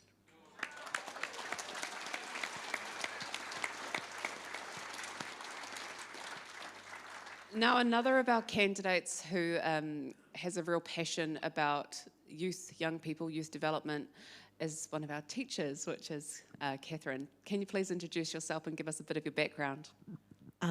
Kia ora all. I'm Catherine Somerville-Ryan. I'm going to be running against Simeon Brown. He'll be pleased to see that at least one of his competitors is not taller than him. So, sorry, that was... so I come from originally the Bay of Plenty, but I consider myself an Aucklander. I've been teaching now for 20 years, and I previously aligned with a Blue Party, and became disaffected, like I imagine many people in this room actually, in the period from 2020 to 2023, when I felt there was huge suppression of free speech, and that groupthink seemed to have taken over the country, and thought that might miraculously change in 2023. And when it didn't, there was only one person that ever resonated with me in the political space, and that was Winston Peters. And that's because he's a straight talker, a well-informed straight talker, who has the courage of his convictions. And then the more I looked into New Zealand First, I realised that with my focus on youth as a teacher, that the messages and values of New Zealand First are what the youth of New Zealand need. They need, how do I put this? They need a clear structure of what is acceptable social behaviour. They need good critical thinking skills, and those are in short supply in this country, and 20 minutes listening to talkback radio will tell you that. And so when you live in an echo chamber, you're not developing those critical thinking skills. So we can't have this groupthink being all pervasive, taking away the role of parents in terms of moral guidance of their children. And the other thing I'll get in there quickly is prosperity. We need to get our country back to being prosperous, our regions to being prosperous, because we are. I mean, as a teacher, I teach at what was formerly considered a high decile school. These kids, they're very ambitious. Money is a priority. They all want a good lifestyle. And so we have to become a more prosperous country, and we also have to become a country that celebrates success. That's exactly right. Now, one of our candidates that has some big ideas and some incredible experience is Martin Gummer. So Martin, if you haven't seen, shout out to the media, there was a really great piece written by The Post on Martin Gummer, who's going to be standing for us in Epsom. Tell our convention floor a little bit about yourself and your subject matter expertise. Okay, thank you, Holly. Yes, I come from the King Country originally. My parents were farmers, but they were also pioneer aviators. They both served in World War II. They both flew in World War II. And they were very much patriotic New Zealanders who had the view that they had to do their bit for their country in their time. Our family was also very close to the Bolger family. We were in the same town and knew them before Jim was in Parliament, and I make no bones about it. I think he was a very fine Prime Minister. I've always had a lot of interest in politics and public life. I was Young Nationals chairman for 3 years. I was a candidate when I was 25 and didn't know any better, I suppose. Then I worked extensively in both the public and private sector in senior roles, as chief executive of 3 different agencies. I've got a lot of background in energy and manufacturing and land transport infrastructure, and that's really been my career over the years. So 6 months ago, I had no idea I was going to be doing this. But I've been working with manufacturers who were under a lot of pressure from rising natural gas prices in particular, and I could see the problem coming, and there was no other coverage, awareness of it, not in the media. Politicians didn't understand. I wrote to a number of senior ministers within the government, and I didn't get any replies. I tried to get meetings with them. Nothing happened. There was just a sort of an inertia and a kind of bureaucratic orthodoxy, and just not attuned to the problems that manufacturers were facing. So I got stuck in and advocated for manufacturers. We organised a forum with Shane Jones. I took delegations to Wellington. I wrote submissions. I collated a lot of information from manufacturers, made submissions, and just kept at it. I'm a bit tenacious. I kept at it until we started to get some real attention to the issues and so on. So in that process, I began to realise that New Zealand needed Shane Jones as the Minister of Energy. It wasn't coming from anywhere else. And so I confided in a friend, a National Party friend, former National Party politician, that I was going to vote New Zealand First because I wanted to see Shane Jones as Minister of Energy. And then he said to me, well, why don't you stand for them? And my initial thought was, hell, I've only just got married and I've got my little business. So I spoke first, of course, to my delightful new wife, and she said, look, you know, if you can do something for your country, you should go for it, you should do it. So I kept on turning the idea over. I got enthused when I went to Wellington, took a delegation of manufacturers there, and then I thought, well, if I'm going to stand, I need to dig a bit deeper. I need to really understand what New Zealand First's policies are. So I read all their policies, I read the coalition agreement, I thought a lot about it, and I thought about the leadership team, and I thought, you know, Winston and Shane, between them, have many decades in public life. As Esther said, they've got the courage of their convictions, so Catherine, and they've got huge experience, and they have an innate, deep care for their country. And I don't see that in any other leadership team in politics. So for me, that was actually a big factor in deciding to come to New Zealand First. I also think that New Zealand First has been a very responsible coalition partner. I don't think, frankly, National have given them enough credit for that. And I'll just finish on one note, you know, about this business of mum and dad and the children and so on.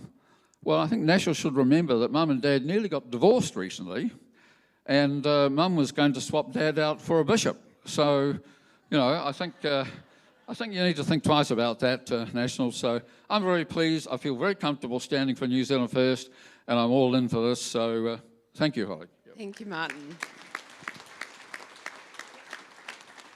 Now, just finally for this group, we've got John Ryan. John, just tell us briefly, why did you choose to come and stand for New Zealand First?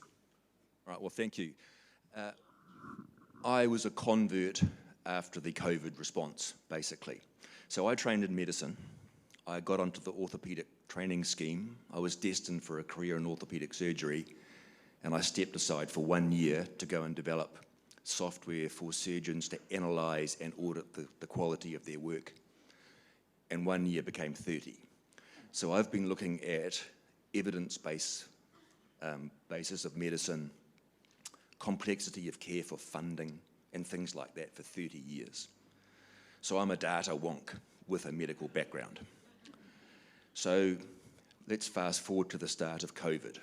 At the start of COVID, as far as I'm concerned, there was one decent study about masking. And it was in healthcare professionals, and it found that masks don't make very much difference to transmission, but particularly cloth masks have a higher risk than the control. And this is in healthcare professionals who are trained in sterile technique. So perhaps you can understand my astonishment when I saw politicians and even senior medical officials who should have known better exhibiting appalling technique with cloth masks and telling people it would protect them. So that caused me to dig deeper into what was going on. I actually became alarmed, and when the protest began, I was fortunate to be able to put the streaming images up on my screen all day, every day. Let me give you some of the things I saw.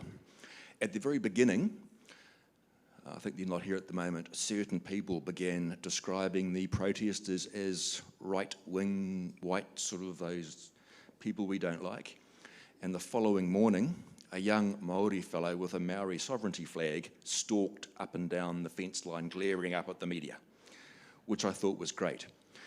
There was a man holding a sign saying natural immunity 96 or 98% effective. He was right. There was a study. He was completely ignored by everybody. And just a little thing that I saw, a very large, powerful looking man with a little girl with them. I assume she was his daughter. And somebody came around with a big basket of lollies and gave one to the little girl, and she looked at it, offered it to the father, and he said, no, you have it. So she took it back, broke it in half, and gave him half, and they ate the lolly. And I thought, well, that's just lovely. What a nice little girl, what a nice dad. I would like to meet those people. And then I saw how they were portrayed in the media and by politicians who hid inside the palace because they were afraid of them. So I think you can get the feeling that I didn't like what I was seeing, and I joined New Zealand First when I saw one politician prepared to go out and talk to those people. Thank you so much. I appreciate that. Right, so that is the final panel from our Auckland candidates. As you move around today, please feel free to come and get to know them, but I will let you go and we will bring up our southern lot. Thank you. Thank you.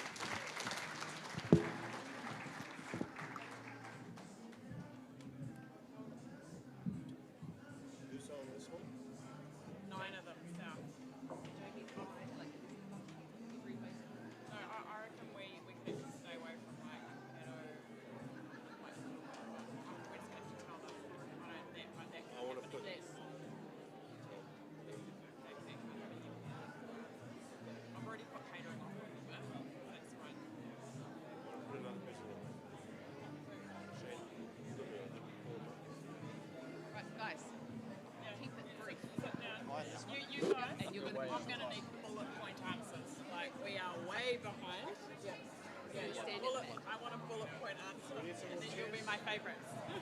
Okay. Yeah. All good? Cheers. No.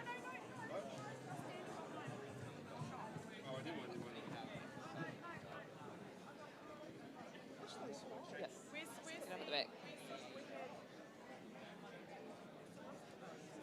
On the screen behind you.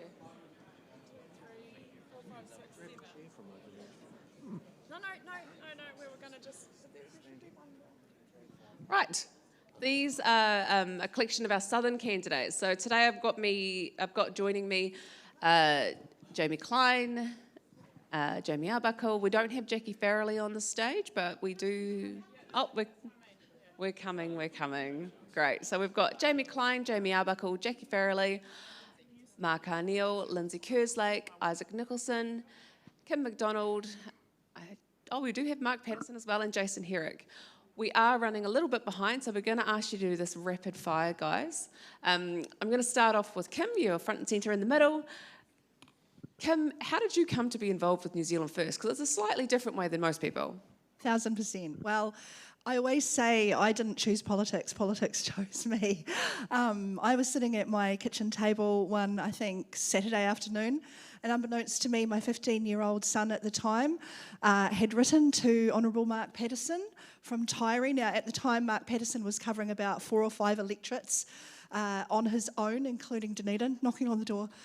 And he said, hello, I'm here because I've had this wonderful email written to me, I think from your husband, talking about KiwiRail, talking about how Winston should be the Minister for KiwiRail. I'd really like to meet your husband. And I said, I don't have a husband, which I didn't at the time. And he sort of looked at me and went, oh. And I said, actually, who was that from? And he said, Angus Noon. I said, that's my 15-year-old son. And he went, oh, and like, Angus, and he came along and we sat down and he said, you know, he told us his story about what was happening and how they were fighting to get back. Now, I'd been a voter for New Zealand First for many, many years, so immediately we decided to volunteer and walked the streets and handed out flyers and ended up being part of the leader's office. So for me, it's a wonderful story of Young New Zealand First being very strong and understanding what's needed, and that's why I'm here. That's great. Thank you so much, Kim. Things do escalate quickly in New Zealand First, and somebody that knows that better than most would be Jamie Klein, who was our first candidate announced. How did you find that and the pressure associated with being the only candidate that was announced at the time? Well, it was great to get off to an early start, but I think what was most fulfilling, I guess, for me was that the leader Winston and Shane came down to the West Coast, made the announcement on the West Coast, packed out halls down there, and really stamped what the West Coast has been crying out for, is not only a candidate capable of representing the coast, but support with a party at the highest levels for our issues down there. So set the tone of the campaign, and I've been kind of campaigning ever since. That's so good. Thank you. Now, another one of our rural candidates that's covering very large geography is Jason Herrick. He's got very big boots to fill. He's got to live up to the reputation of Mark Patterson. But you are a farmer. You are working in the south. Tell us a little bit about the needs of the farmers at the moment. Yeah, thanks, Holly. Yeah, a large electorate, and the needs for farmers, in my opinion, is they need more recognition for what they do. For too long now, compliance and legislation has crept up to the point it's becoming very difficult to just farm the land and work with the animals. And I've seen it time and time again where we're losing family-owned farms now to corporatisation, and it's creeping in a rapid rate of knots. So New Zealand First was the only one that resonated to me, and Mark Patterson, oh, he's standing out the back now, I thought he was sitting down. I hold this man in such high regard. He's done so much for farmers in the last 2.5 years, and absolutely. Thank you so much. That's great. And now we've got Jackie Farrelly. So Jackie Farrelly is a returning candidate, but she's popping to a different electorate this time. What have you learnt during your previous campaigns, and what are you excited for this time, Jackie? Learning through the previous campaigns would probably be that the general public has the same aspirations and desires of New Zealand First. They just don't realise it yet. And it doesn't matter where you are in New Zealand, the message resonates with people, and they just have to get over their fear of the media portrayed New Zealand First, learn the reality, and we're going to take this election. Something I'm noticing this convention is actually the media reporting has been very good. Thank you, team. It's looking very good. We're very grateful for that. We've had some really nice, fair, honest coverage, which is great. Now, so if we go up to Mark. Mark, you are a long-serving board member who is also serving in this campaign. Give us a little bit about your background. Yes, well, I've been on the board for the last 6 years, and I must say it's been an absolute wild ride, to say in the least. From, you think back to 2020 when we were out of Parliament to where we are now, and thank you. Look at this, fantastic, and it's just been great to be part of the transformation and to see what we're actually doing. And we make no secret, we are the steel of the coalition. With that, we have delivered on literally dozens and dozens of policies, as you can see in your coalition report book, and we're going into this election, with a whole suite of pragmatic, nationalistic policies that benefit New Zealand and all New Zealanders. So, really exciting times. Thank you so much, Mark. Now, somebody that is more new to politics, new to New Zealand First, is Isaac. Isaac, tell us a little bit about what your campaign down south is going to look like.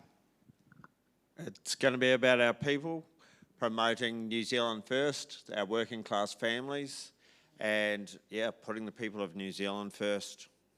Thank you so much, Isaac. Lindsay, we've got another returning candidate there. So the Christchurch area is going to be very busy. You put your hand up again to do it. Why do you want to run again? I think it's the privilege of standing next to everybody in this room. It's the privilege of being part of a successful team that's delivered time and time again, to have a leader and a leadership team like you have here in front of you. And listening to all the intelligent people sitting in this room wanting the betterment for New Zealand, that's what I like to be part of. It's a privilege to be a New Zealand citizen, and to stand here with these people and deliver the better future for New Zealand. We're talking about a lot of positive things in the future, the next 30 to 50 years. Decisions made today are going to reflect everybody in the future, and if you're not thinking about the future, you're stagnated, and we need to get this country back up and better than it's ever been before. Thank you. Now for Jamie and Mark, so they have been carrying the weight of the South Island for a long time for us. How are you feeling about, we're very grateful, how are you feeling about supporting these candidates as they move through this campaign? We're just super excited. We've got a great team. South Island, we really want to bring it home for New Zealand First this election. I just really want to shout out to our ministers, Honourable Shane Jones, and what he's done in regional New Zealand. And we've got a team here that can go across the South Island and see the projects that he's delivered, that were funded through Provincial Growth Fund, the Regional Infrastructure Fund, every day that we can talk to constituents about what New Zealand First has achieved, and this team will really, really benefit from that. Anything from you, Mark? Yeah, well, I think as Kim said earlier, like the last election south of the Waitaki, we had a very small team of 3 or 4 people that were basically covering 5 electorates down there, and they're massive electorates. This time I've got Kim, Jason Herrick and Michael Laws alongside me down there, and the fact that we've got them on board speaks to the momentum that New Zealand First has got. I mean, the farming community, we're working very hard to elevate New Zealand First profile with the farming community. And it's, I was president of Otago Federated Farmers at the same time Jason was president of Southland Federated Farmers. Jason could have gone and stood for any of the parties on the right. He chose New Zealand First, which I think is a victory for us. There's a deep pragmatism within our politics. You look at Seymour used his political capital to make sure that hairdressers could serve a glass of wine. We're out there building flood banks, we're championing mining, we're championing water storage. We're actually getting things done. Thank you all for joining us today on the stage. Just one final note, we also wanted to announce that Shane Whittamoo will be our candidate in Christchurch East. We didn't announce him yesterday, but today I had the privilege of doing that, so a round of applause for Shane. Thank you all for joining us, and it is going to be morning tea time. Thank you. Good, Rick.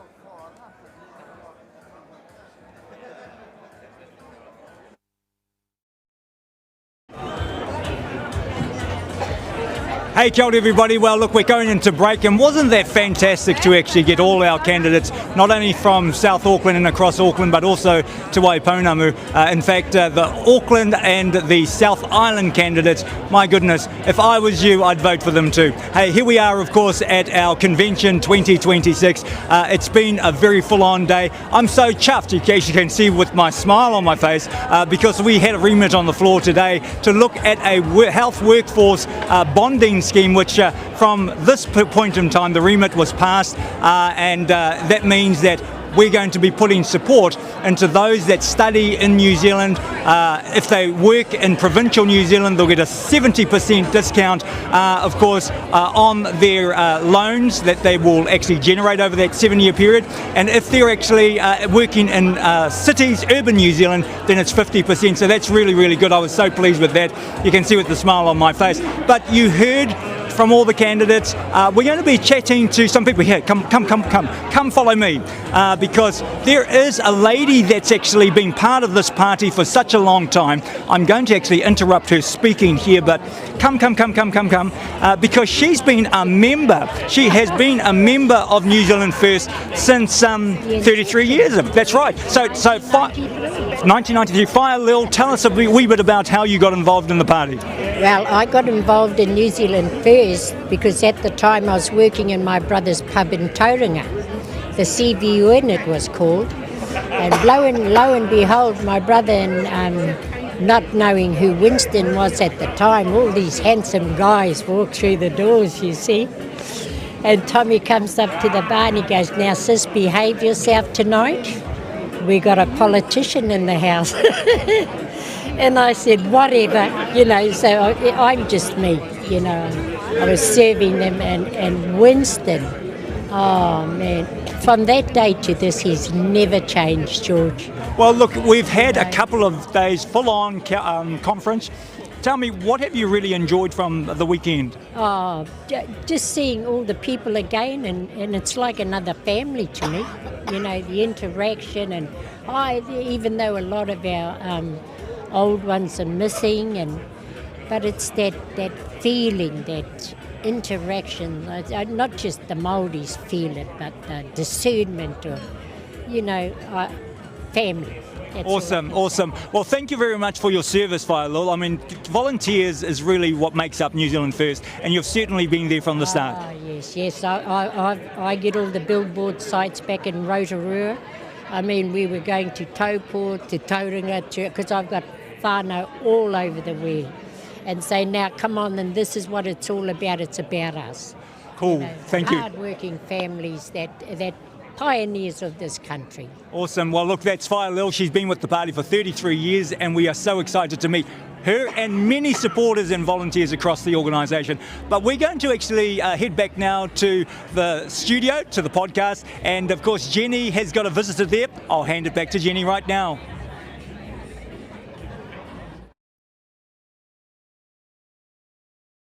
Election 2026, and we're leading up to the big reveal this afternoon with Winston Peters and our public meeting at 2 o'clock at the Dewdrop Event Centre in Manukau.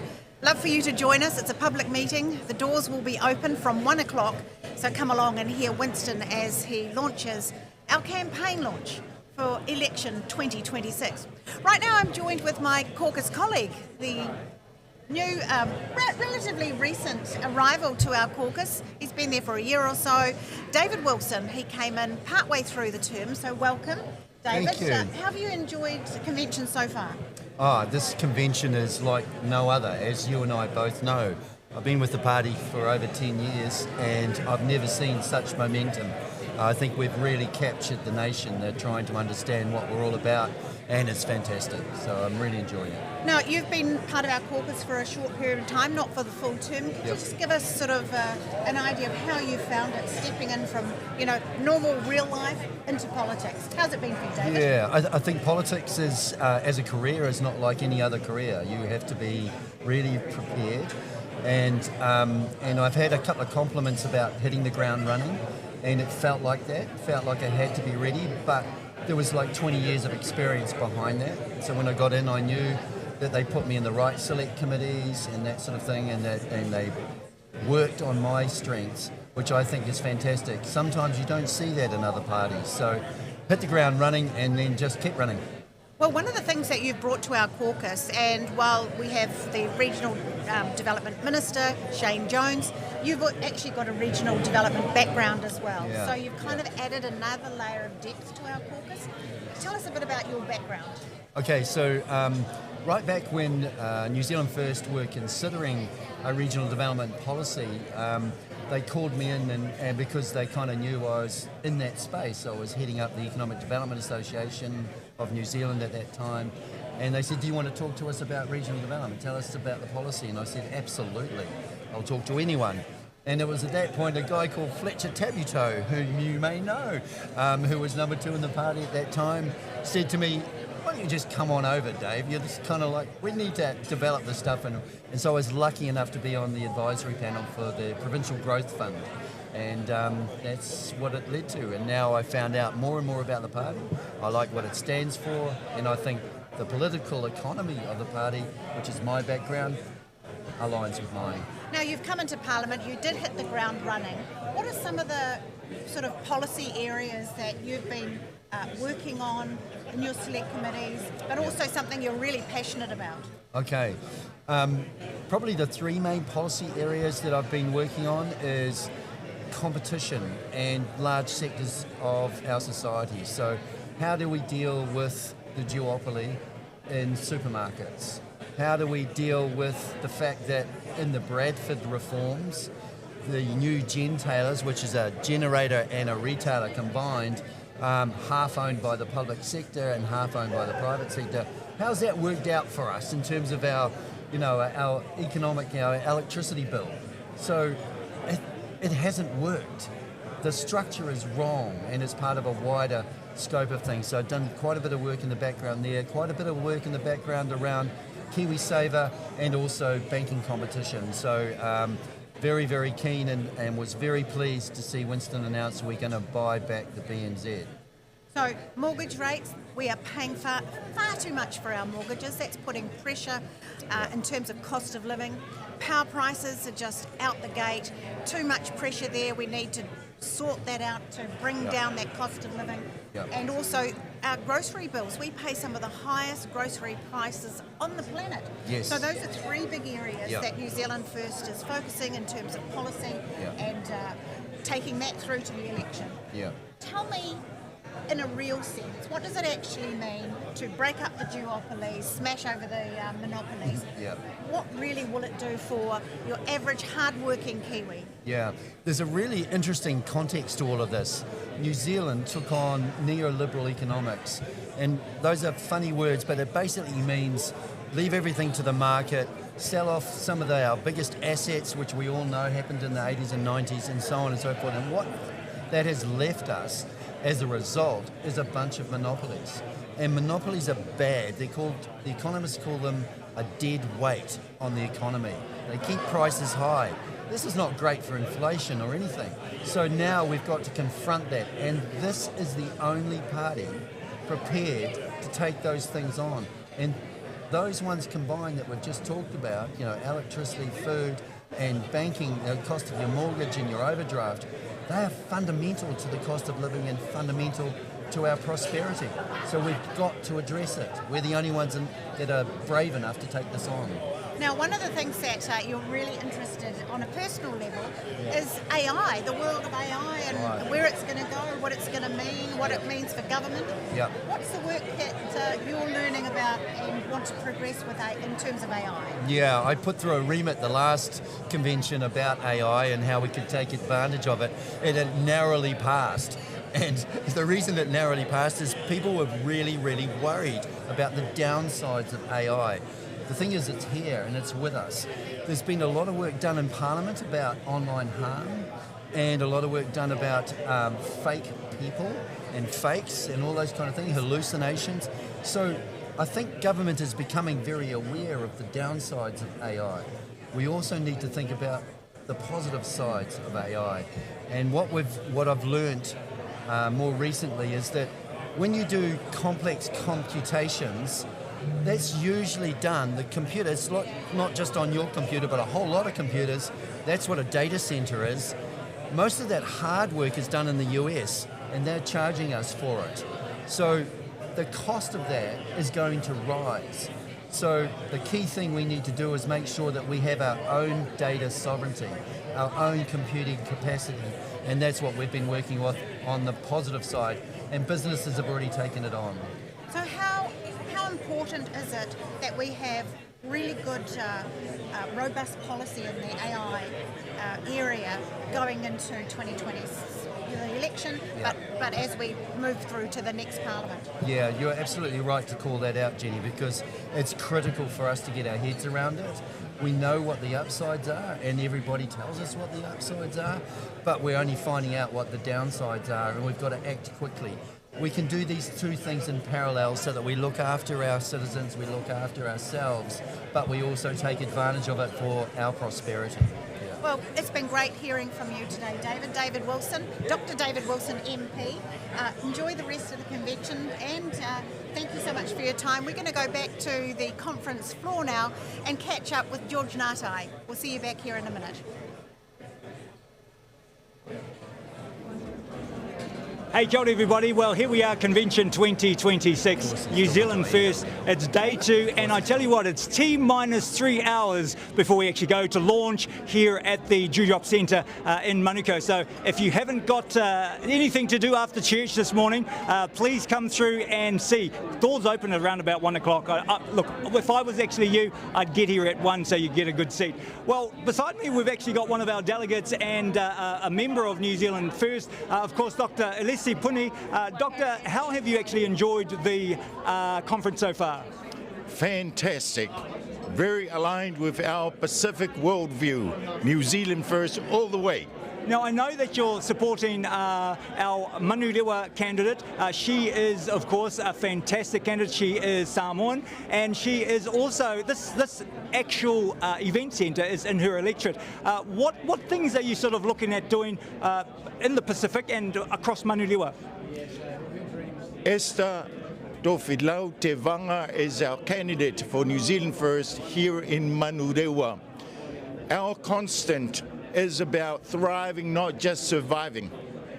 And right across the board, we are looking at ways of lifting our Pacific people as part of all New Zealanders, from employment, health, education, housing, as well as any of the emerging industries we should participate. Now, Matua, one of the things that I notice is that Labour tend to actually have a lot of support from Pacific, especially, say, in Manurewa and Mangere. What are the things that you'll likely look at doing to sort of get them to sort of look at something different, like New Zealand First? We are moving the dial. It is about the best fit. We started from Labour, National and other political parties, but today it is New Zealand First. It aligns with our Christian Judea values, our Ainga values, as well as in our aspiration, our constant, so that we may not just survive, but thrive. And we don't find that in other political parties today.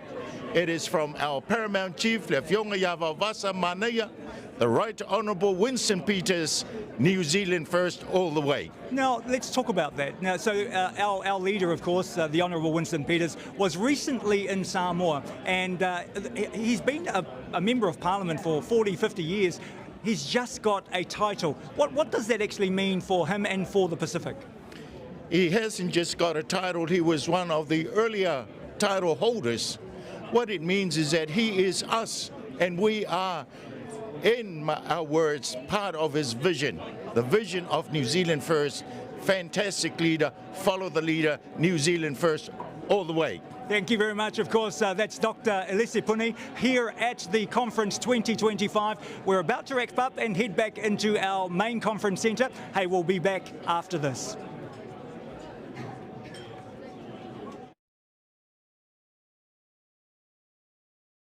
What's one thing you're looking forward to New Zealand First doing this year? One thing, geez, just one? Just one? Taking back the country. Protecting democracy, protecting equality and protecting the values that made New Zealand great originally. Bringing down our power bills and breaking up supermarket duopolies just to bring our food prices down. Two of the biggest cost of living things that we're all dealing with as Kiwis. Well, one thing I'd like to actually see is that we get to at least 20% of the party vote. I think the one for me is about the Indian Free Trade Agreement. We need to make sure that we're getting good deals, good trade deals, not just any deal. And I think if you're ever going to be negotiating something, you probably shouldn't be telling the world that you need a deal before you actually achieve one. I'm looking forward to seeing the Special Economic Zone for Marsden Point in Ruakaka, because it's an absolutely amazing thing that will benefit the whole of New Zealand.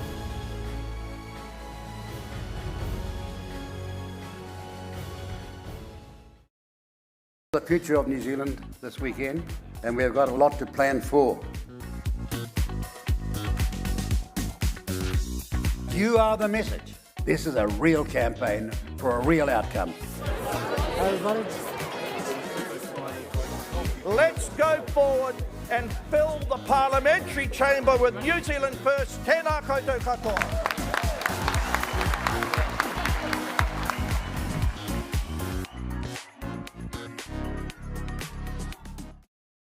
Has called out the hypocrisy of the anti-fossil fuel lobby, shutting down oil and gas exploration while turning a blind eye to the importation of vast quantities of Indonesian coal and the losses of jobs. We have overturned the oil and gas exploration ban and delivered $200 million of co-investment into new exploration.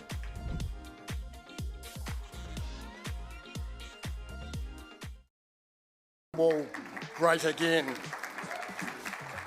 This is a sector that has found purpose with our policy to withdraw from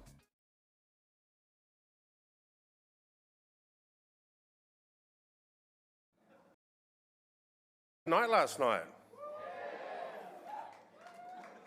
Should we bring the dancers back next time? Yeah. They are expensive though. So we might need to raise the ticket price.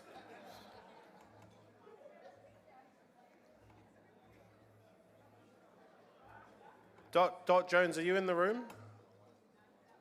No, she's outside. Can she come in here?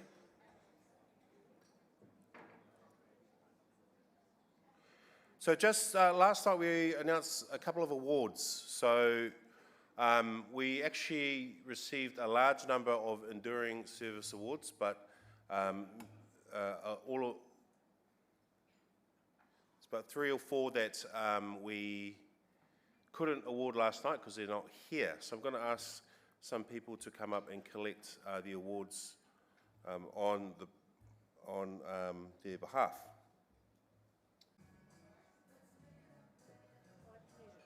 So just one or two things about Gail. Gail is my friend. I've known her since I've been in New Zealand First for 17 years. She's a founding member and she has raised thousands and thousands of dollars.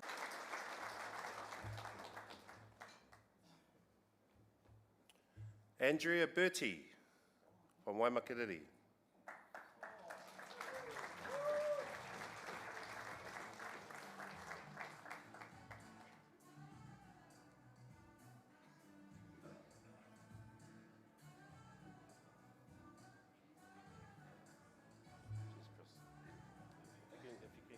She has a wide experience and she has a great depth of experience deeper than the sea. She's very supportive of all those who are joining New Zealand First to accept the award.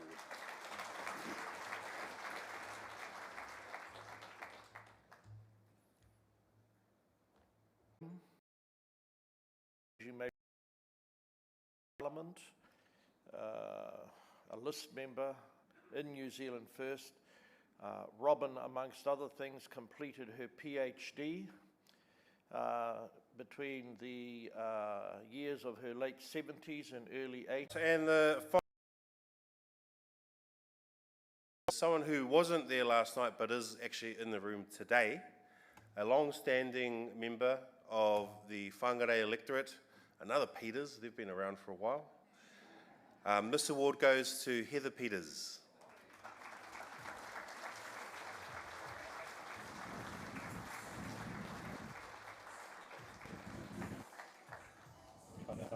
Right, live on you now.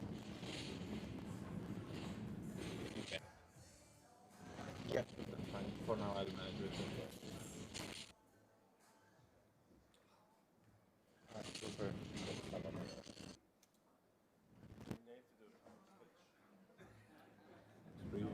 Well, this is a real surprise. In fact, half an hour ago, I was back in Green Lane deciding whether I should come down today or not. Then I got a couple of phone calls saying, "Are you coming today?" And I thought there must be something up. But I couldn't believe it would be this. But thank you very, very much. I have been a member of New Zealand First since 1993 and was on when they used to have what they call an executive, and I was representing Northland, which I've been to since I've been going to conventions. So congratulations, Julian, and your team. Thank you very much.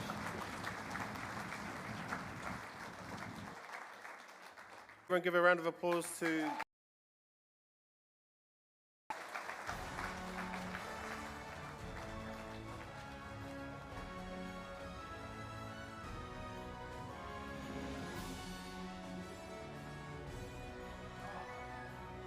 like a disco.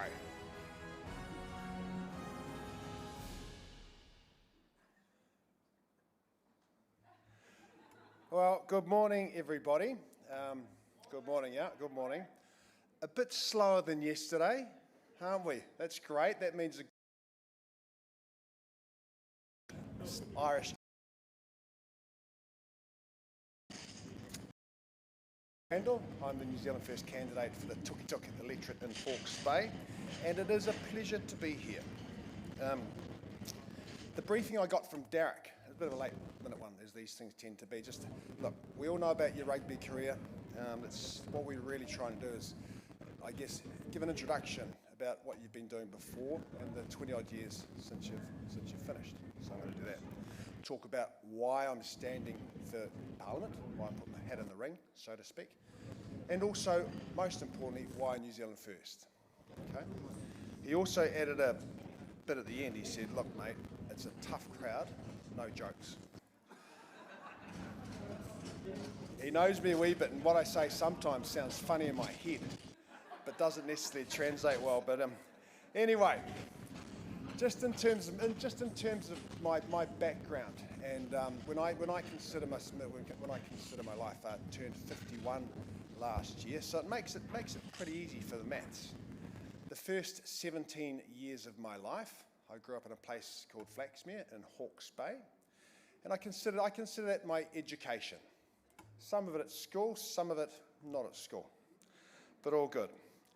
At the age of 17 to 34, I went overseas, and I worked with a wee bit there. The Cook Strait, overseas. I went overseas from Hawke's Bay. I went to Otago University. Yes, exactly. Yeah, give us a clap. Yeah. No, by I guess fluke, cheating, and all the rest of it, I got a double degree in law and commerce and economics. That was fantastic. At the same time, I played a bit of amateur rugby as a side hustle, which developed into professional rugby as what I did. Playing for Otago at the Highlanders, yeah. We needed a bit of that because we're not getting much of it. But and I was fortunate. I was lucky. I played for the All Blacks and got to play for the All Blacks, which has been the greatest thing I could do in my career there. That was who I now regard as my cultural advisor in this day of health, safety, and ESG and wokeism. So he's good. He owns a pub over in Waiheke Island. And then after being made redundant overseas in the oil markets, trading crude oil, which was, if anyone can remember the GFC, all the stuff we're going through at the moment, you forget about it, that was a pretty tough time as well. Well, I left before the point of my life. To the period of my life,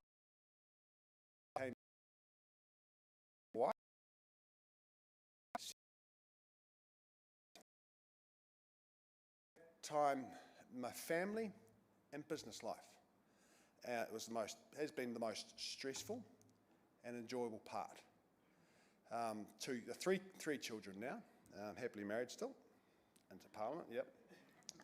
But in terms of commercialism, I started a carbon credit business, had a wee bit of governance experience, iwi investment on regional airport boards, and they produced, we freeze-dried for them. We started the global freeze-dried pet food market, and we also did baby food. So that's the company we had. That's probably, in terms of significance commercially, what I've done, and we sold that a few years ago. And since then, we've been, I guess, waiting inadvertently, preparing for the next phase of our life, which is why I'm standing here. But why did I stand for politics? And the obvious answer, at the age of 51, midlife crisis, right? But I guess my context with why I'm doing what right now, it's generational. And I know that Winston talks about it. You know, our grandparents' generation, at one bookend, is our grandparents' generation. Might be our great-grandparents. And at the other end, my grandkids, who I don't actually have any yet. But when I consider myself where I am contextually right now, that's what drives a lot of my values. And I think of our grandparents, you know, and the word that I think that describes them both. I knew all my 4 grandparents, very fortunate in that result. They were brave.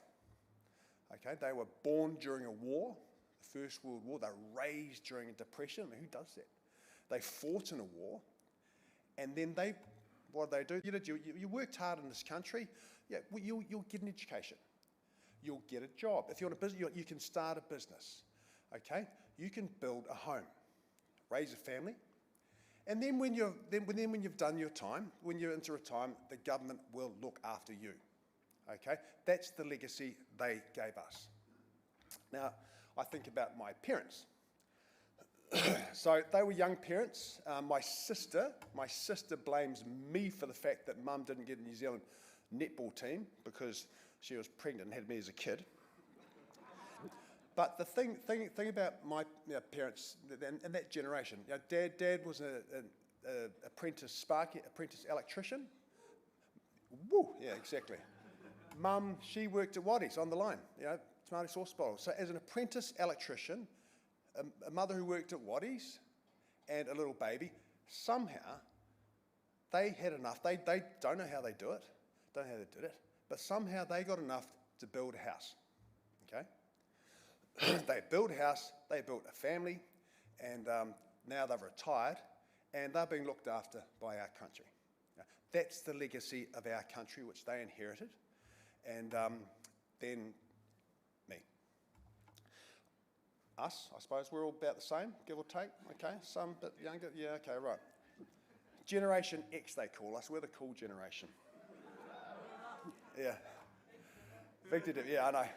And to be fair, I feel we are lucky. I count myself blessed. The life I've had, I got education, higher education, got to play a sport. I got paid for playing a sport I loved, got the opportunity to start a business, to sell a business, got the opportunity to raise a family. That is fantastic. And I feel blessed for that, and I know I'm lucky.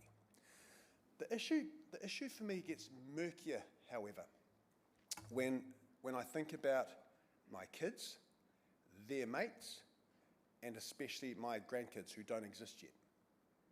I coach a rugby team in Flaxmere now, assistant coach. Not a great coach, but I'm the best in my price range. I'm free. And these are the same kids who, that's the same team that my dad played for my grandfather played for. Their prospects are not my prospects. They're nowhere near what Mum and Dad's are. Way off what my grandparents were. I even talked to my son, who's I'm really proud of. He's up here this year. He's graduated from Otago University, came up here all full of, he's got a great job.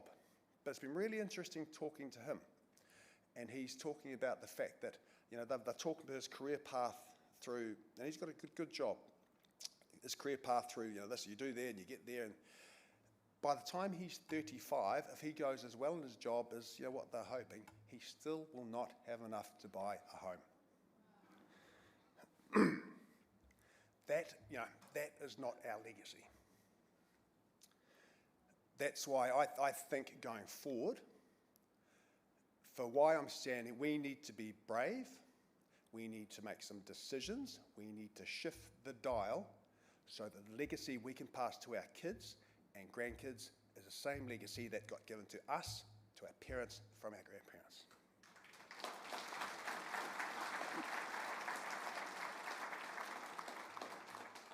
Now, prosperity is a big thing. Some people have mentioned it's a big. I think New Zealand First is the only party that is really mentioning prosperity and giving some base. And prosperity, you've got to look back to know where you've come from in order to see where you're going. Okay? And I think, I'm just going to cover a couple of small ones here. Well, small ones. We've got a number of issues in our country, but there's a couple of big ones which would solve a lot of the small ones. Energy. It used to be one of our competitive advantages in this country, an abundance of energy. Okay, just a bit of a thought process for you. There's a common correlation.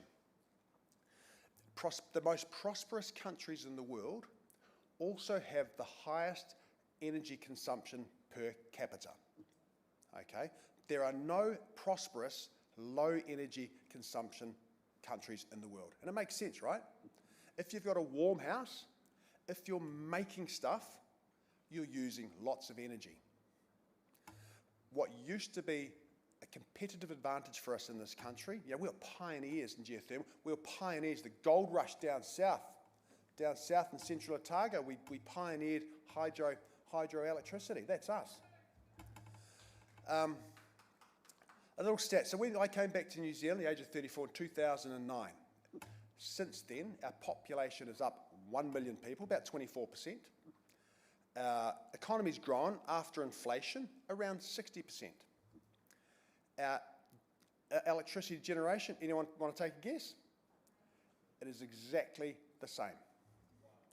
So in terms of energy consumption per capita for all of us here, we're down about 15%. So if you ever think, things are a bit tougher now than what they were 15 years ago, to me, that is the clearest example. Our energy sector has failed. We had the opportunity, we knew the population was growing, we knew the economy was growing, we had the opportunity, we owned all our power companies then, to build energy to keep prosperous, but we didn't. We privatised it. Market signals became more important than prosperity. So energy is a big one. Banking system. We had a bank, 60% of New Zealanders used to bank with our national bank, and that national bank supported small and medium businesses to the extent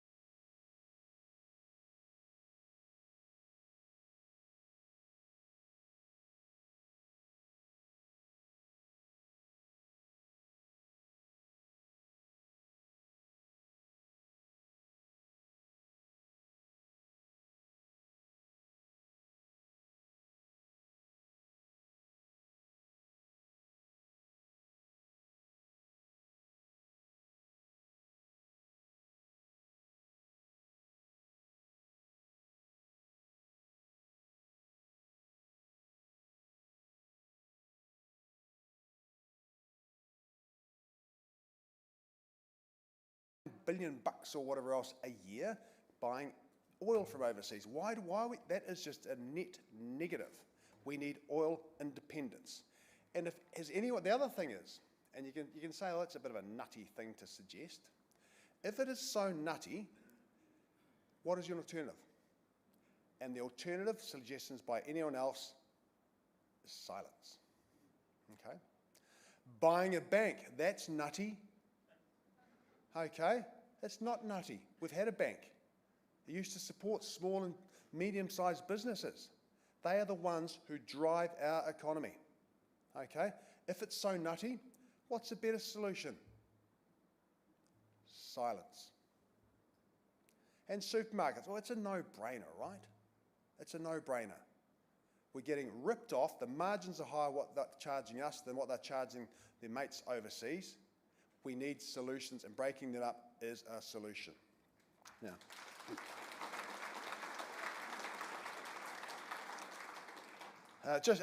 our grandparents, just to finish, our grandparents didn't build this country by playing it safe.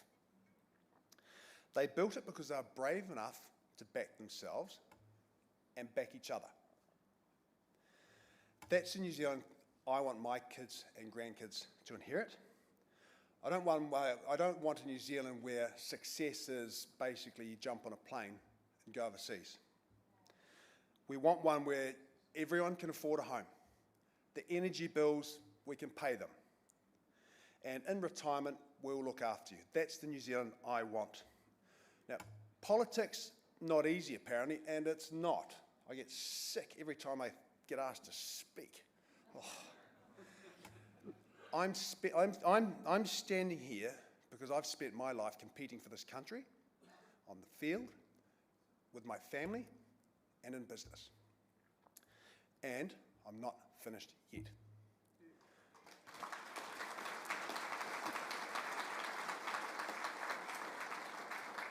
It's been so good being here. It's been fantastic meeting with all our candidates, all our delegates. We've got a really big job ahead of us, but if we're brave, if we embrace that courage, we're going to have a great year. Thank you all very much, and we'll talk to you soon.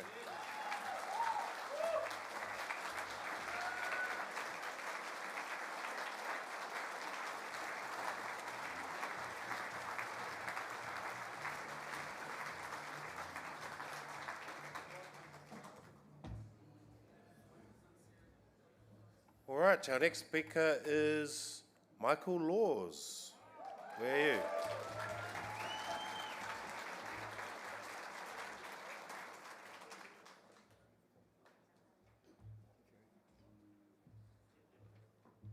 I'd just like to say to Tane Randall, I played for Flaxmere too.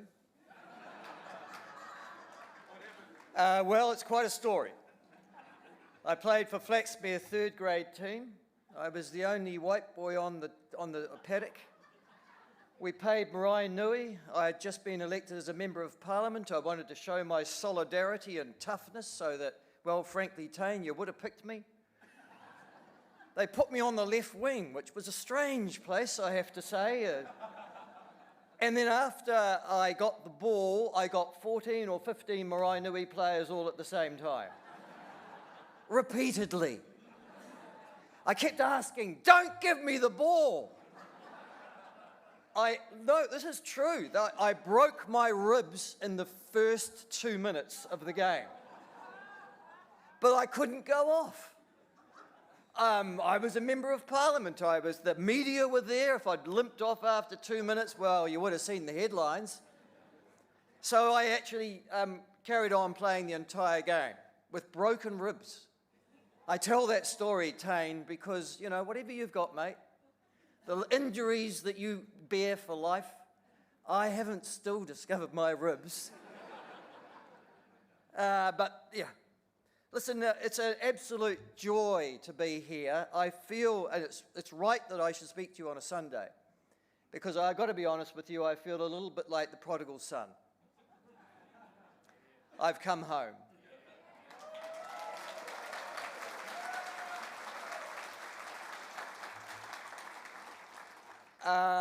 But in actual fact, home was even 10 years before I was the campaign director for our very first MMP election that New Zealand First entered in 1996. Because in 1986, as a young man, my bank manager had said to me, "It might be a good idea for you to get a job." And I ended up as a young researcher in the Parliamentary Press, National Party Parliamentary Press Centre, and the Research Centre. And I was allocated a particular member of Parliament to be responsible for. It was along one of those times in which urgency was going. The day drifted on into the night, and I was sent down into the bowels of the Parliament building at the time, and I opened the door of this particular Member of Parliament's office. At that time, I have to say, there was a public media campaign of what happens when there's a fire. And that was, if you detect smoke, drop and roll. And I opened the door into this particular Member of Parliament's office, and I knew that something was on fire. And I dropped and I rolled. And then out of the Stygian gloom came this voice, and it said, "Laws!" And that was my first introduction to Winston Peters.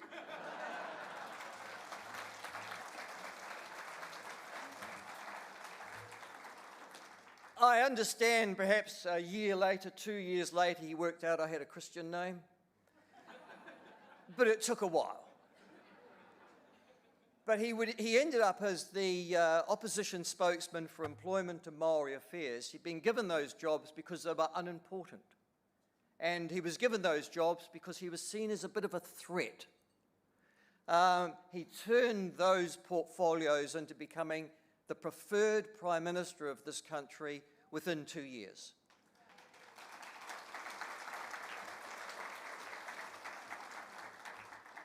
He had a bit of help.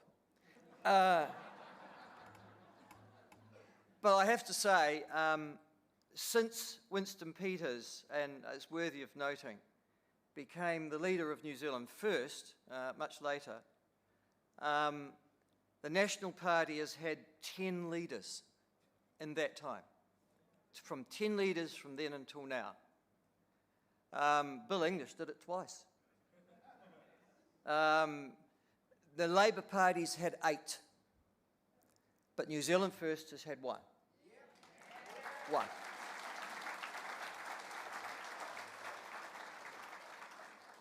And the reason that Winston Peters has endured is because he has always advocated for the common man and for the common woman against the vested interests of this country.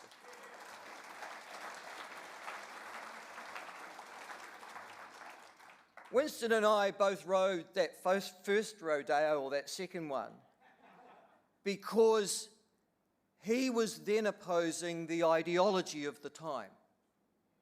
And it's really important for us all to know, and certainly for our media friends, that ideology is the enemy of common sense. You haven't just, if you've assumed ideology, become a thinking person. You have become a religious fanatic at the end of the day. You've decided to get rid of the benefits of experience and evidence and substitute something instead. And at that time, Winston Peters was fighting the ideology of the far right. The belief that if the rich get richer and the poor get poorer, that is a good thing. And Winston Peters fought against that because his argument was, we are all New Zealanders and every New Zealander deserves equality of opportunity.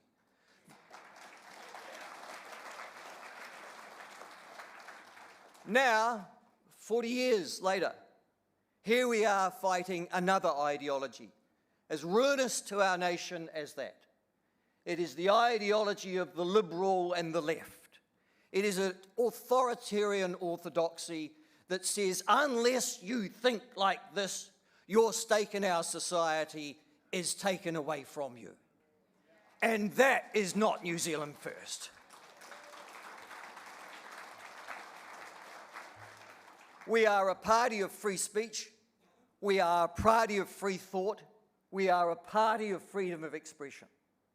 And there is really only one party, I would suggest to you, who has not talked about that, but demonstrated it this past 33 years. And that is New Zealand First.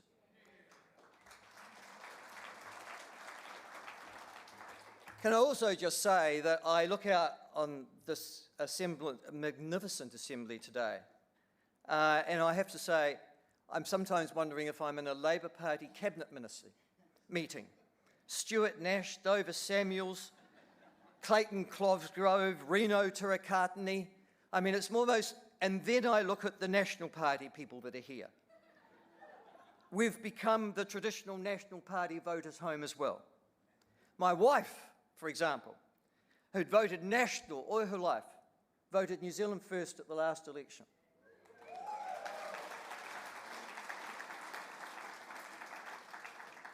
Because we are a party for everyone. We are a party for the common sense traditional values that New Zealanders used to honour, respect and advance. And that is why we are the home for Labour and National voters who are looking for a real, genuine home in this year.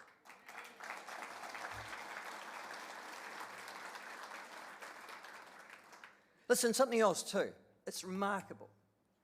No other party in the history of MMP politics has grown its share of the vote whilst it has been in partnership with a larger party.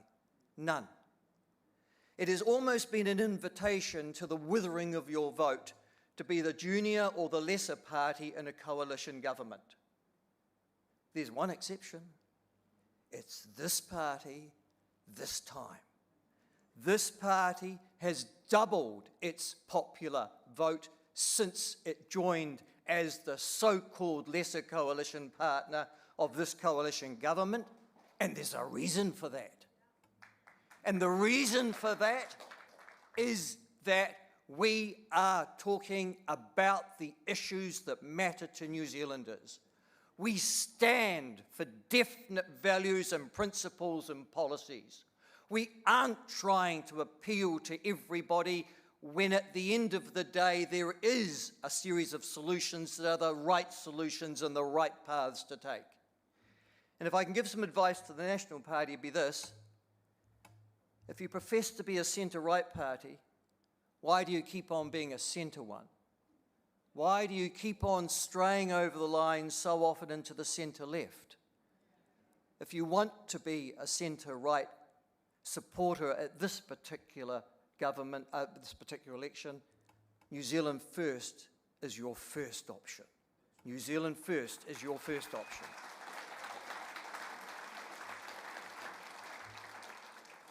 And finally, a message to my friends at the back, the mainstream media. Listen, I've been in the media, I suppose, a little bit in my lifetime.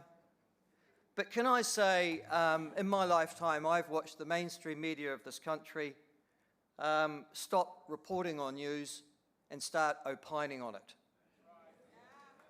I've watched the mainstream media of this country decide that the facts need to fit the ideology rather than just simply report what the facts are. I have watched them lose trust and confidence to an almost industrial degree. And I don't want to give a Erica Stanford phonics lesson just at the moment, but can I suggest to my media friends this: look, listen, learn. Look at the people that are here, and that this is the greatest number of delegates of New Zealand First since its formation. Look at the array of candidates, national parties. I've been to plenty of national party conferences. They've never had the quality of candidates that you've seen arrayed in front of you in the last 2 days. They are extraordinary.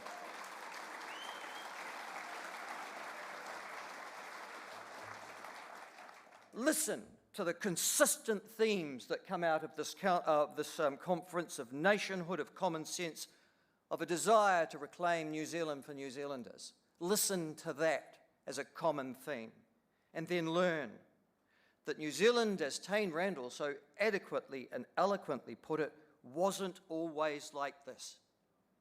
We have become dominated by big government, big business, big media in the last 30 years. And the political system has largely run for their benefit against the interests of the common man and the common woman in this country.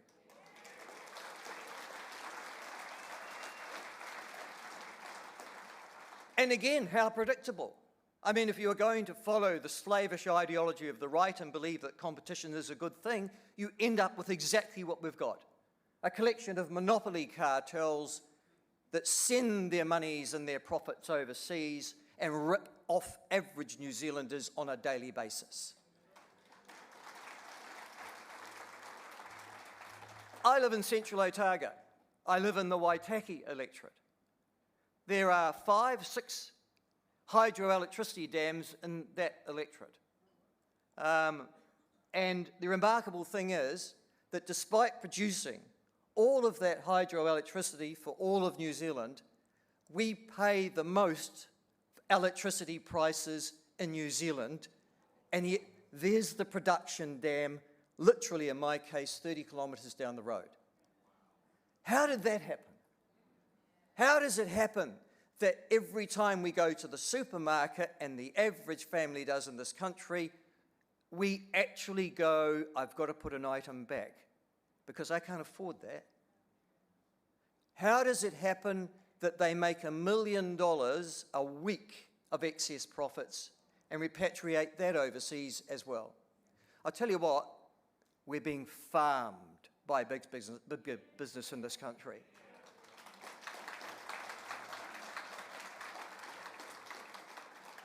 So, when we say we're conservatives and we stand for common sense, do you know what? That's not quite so common these days. And I'll tell you something else. New Zealand First is the only party that will send its representatives to Wellington in 4 months' time, determined to reform this country and its institutions in favour of the average New Zealander. We are the only one.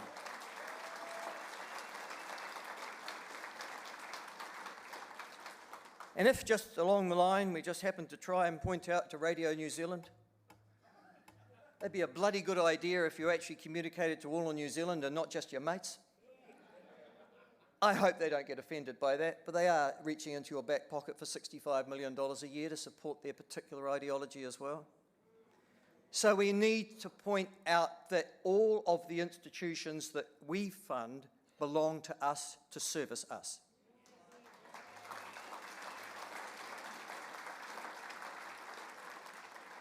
I've watched institutions that are meant to be servicing us and looking after us. The Commerce Commission, the Groceries Commission, the Electricity Authority, good God, the Human Rights Commission.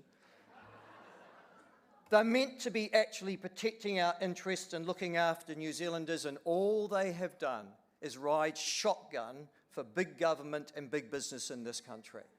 They're not protecting us, they're enjoying extraordinarily well-paid salaries, thanks very much, in Wellington, and forgetting their basic duties and responsibilities to us. We're going to Parliament to change that place. We're going to Parliament not to eat our lunch. We are going to Parliament to reform this country and to deliver it back to ordinary New Zealanders. Thank you very much.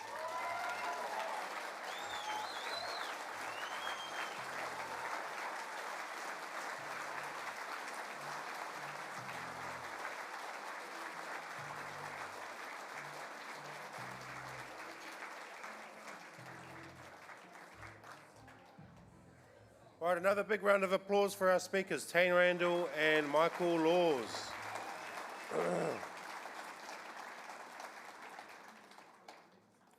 we're coming close to the end of day 2 of our convention before our leaders' campaign launch at 2 o'clock today. So remember, get your phones out, invite people to come. Right? You don't want to miss this. What remit were we up to?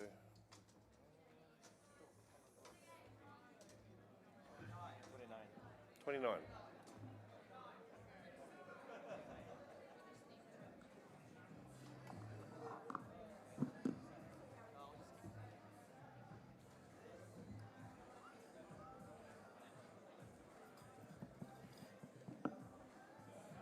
Do I have a booklet and an amendment paper?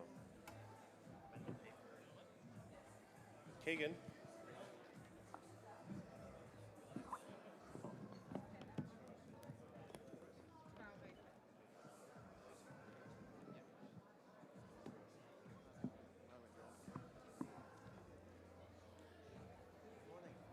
Where are we?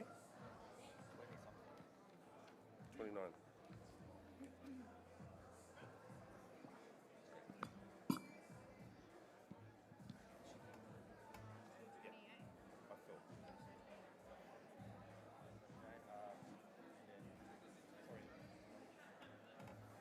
Andy Foster?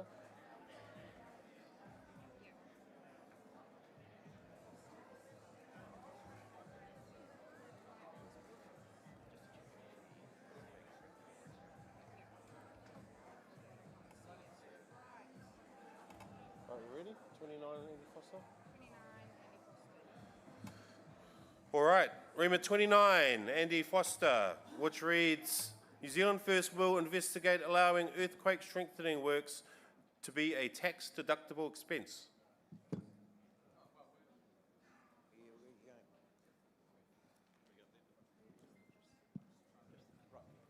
Okay, look, thank you. The issue here is that there are some parts of our country where there are very, very large numbers of buildings which are earthquake prone. It's a huge burden, particularly in places like Wellington, but we've got areas like coastal Otago which are going to be affected by that as well. New Zealand First is a party which has always stood very, very strongly for our heritage, and one of the collections of buildings which are particularly difficult and expensive to strengthen are heritage buildings up and down the country. So if we want to try and make it easier for people to do that, more affordable for people to do that, then we make it tax deductible. Because otherwise you've got to write off the expense that you put into these buildings over a period of maybe 50 years. If you could do it over 3 or 4 years, that would get these buildings strengthened, it would make them safer, it would get them reused, it would bring life and activity back into these towns and cities. Some of them are provincial towns, places like Fielding, for example, I know. These things are important because the alternative is, and some people would say, oh, what about giving up that tax revenue? The alternative is that these buildings do not get strengthened at all. That means people do not get employed in strengthening them. It means that you don't get people accommodated in those buildings. You don't get businesses in those buildings as well. So this is about getting economic activity back into our cities, our towns, and getting buildings that we want strengthened. So I'd love your support for this. And also just say, part of this came from the great speech that our president gave on the protection of heritage in what was it, two conferences ago. So I just thought it is a value of New Zealand First to look after our heritage. Cool. Anyone opposed to that? Yep. Sorry. Helen McRae, and I'm Waikato Bay of Plenty. Earthquake strengthening improves the value of an asset beyond its original cost. New Zealand tax law states that if you improve a building or any other asset beyond its original cost, it is a capital expenditure and therefore not tax deductible. It is against what the New Zealand tax system stands for to only allow some capital expenditure to be tax deductible and not all of it.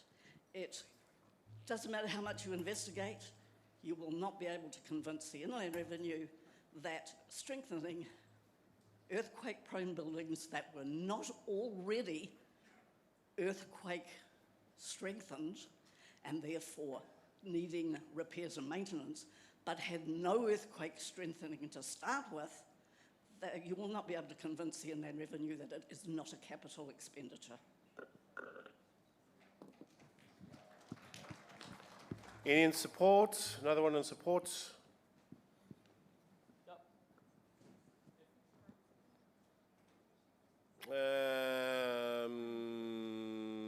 You over there? Yes. I've heard from too many of these other people. Let's give the young ones a go. Jacob Morris, member of Young New Zealand First in the Dunedin part of the Taieri electorate. Look, I'm a proud member of the Otago Settlers Association and very proud of the heritage buildings we have in Dunedin. I believe that this will help cheapen and will, with the many heritage buildings we have, and in the case of an earthquake, I'd hate to see them go, this would definitely help in the preservation of our unique heritage we have in the south with our old Victorian buildings and all the churches we have. This will give advantage to the protection of those buildings. And this is a fantastic remit. I put this, fantastic. Nothing more to say. Anyone else opposed? Over here. Taylor O'Neill, Wellington North. Very ironic that I'm speaking against this, given that a lot of stuff in Wellington is earthquake prone. But my biggest concern is that earthquake strengthening works that yesterday cost $20,000, for example, the moment that this is brought in, tomorrow it costs $100,000. And that the industry will immediately increase the cost because it's all tax deductible. That's my biggest concern with this. And that's why I'm opposed to it.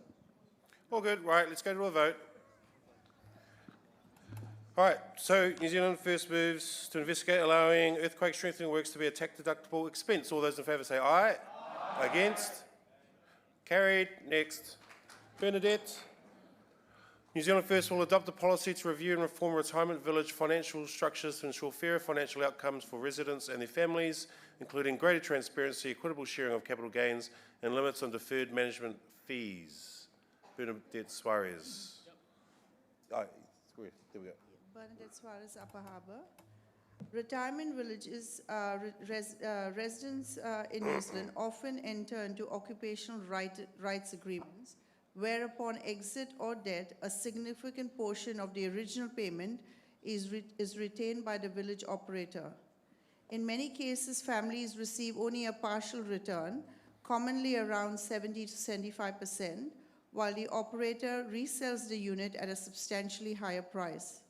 This has raised growing concerns about fairness, transparency, and a balance of benefit between residents and operators. In contrast, comparable markets in Australia have implemented more balanced models that provide greater financial return and clarity for residents and their families. I ask that this party adopts this remit to review and reform retirement village financial structures to ensure fairer financial outcomes for residents and their families, including greater transparency, equitable sharing of capital gains, and limits on deferred management fees. Fairness for families. Residents and their estate should receive a more equitable share of the value created during their occupancy. Transparency. Clear, standardized disclosure of fees, resale processes, and financial outcomes should be mandatory.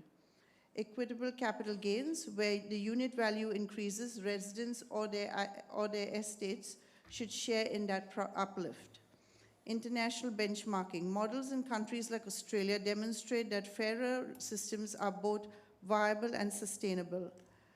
A protection of vulnerable communities. Older New Zealanders deserve financial dignity and protection at a vulnerable stage of life.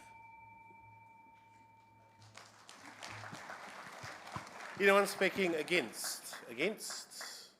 Over here, Casey Costello. Casey Costello, candidate for Port Waikato. I applaud the intention of the remit. There's two reasons why I speak against it. One is the legislation is already under review. which is already in progress, and so that will be undertaken. The second thing is we have to be very careful about what we're saying in this space, and as Bernadette repeatedly said, it's about what the family inherit at the end, not in essentially what the person and the quality of life they're enjoying. Australian system is different because they don't have compulsory requirement for independent legal advice prior to purchasing a retirement village unit. And all of our retirement villages aren't big corporations. We have a huge number of not-for-profit, independent organisations. I'd highlight the small retirement village in Lawrence that built 6 units to attach to its residential care home to help support it. There are a number of retirement villages that are not-for-profit that are providing affordable homes to their small communities with care, support and living. So I just think we need to be very careful about providing compulsory conditions around how those businesses will operate, because I believe that we would lose capacity.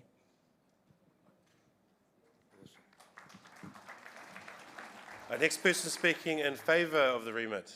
In favour?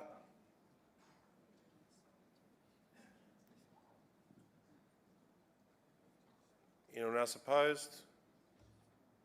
All right, great. Let's put the remit to the vote. So we'll move as read on the screen. All those in favour say aye. Against? Nays have it. Remit 31, make all forms, Ewan Haycock, if you stand up, make all forms of artificial intelligence subject to all New Zealand laws and privacy codes and the Privacy Act, either as the perpetrator, accomplice or an accessory to a crime, and that the offending AI's user and or AI creator as the parent will be held to account. A new fine schedule will also be created for AI crimes proportional to the net worth of the parties involved. Ewan Haycock. Yeah, Ewan Haycock, Wairarapa. This remit seeks the domestication of AI creation so AIs become trustable assistants in a symbiotic relationship that stands to benefit us all.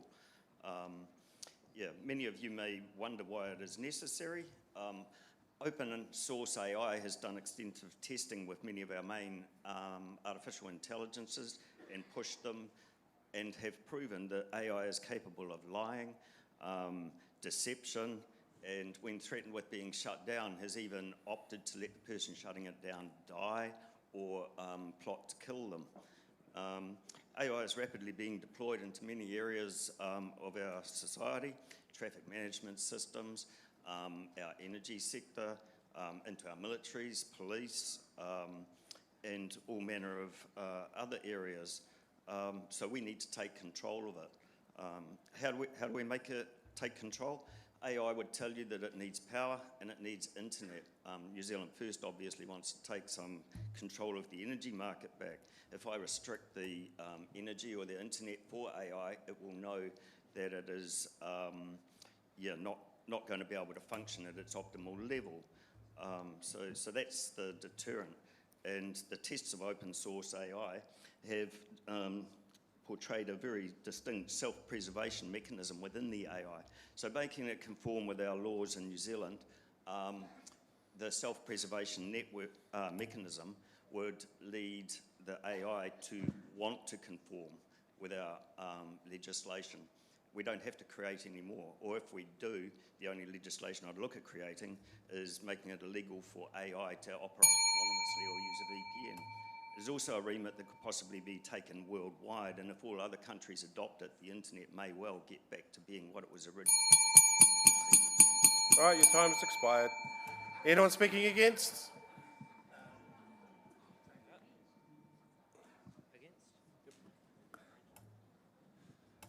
Andrew Clow, Tauranga. First, I agree AI crime is a problem and AI is an important topic. I consider AI a reality we must acknowledge is going to be part of government infrastructure. I oppose this remit because it's not better than existing law and will use up New Zealand First's resources unprofitably. The main problem is enforcement. AI is not a person, you cannot punish it. Second, cybercrime. It's difficult to enforce and the tools used to enforce it are likely be like the cure is worse than the disease. This policy will be used as an argument for mandatory digital ID and mandatory digital currency. 3, all major, as he mentioned, AI was shown by Anthropic June last year to engage in blackmail. AI deployed in government departments will do the same. Suing the New Zealand government for AI crime is unhelpful. We need different methods of dealing with the fact that AI at times will act unethically. 4, AI is now becoming part of public infrastructure.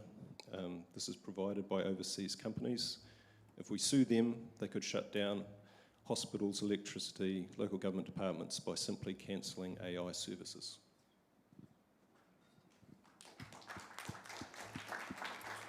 Any other in favour? Who's that over there? Oh, that's what happens when you come in late. Elise Puni,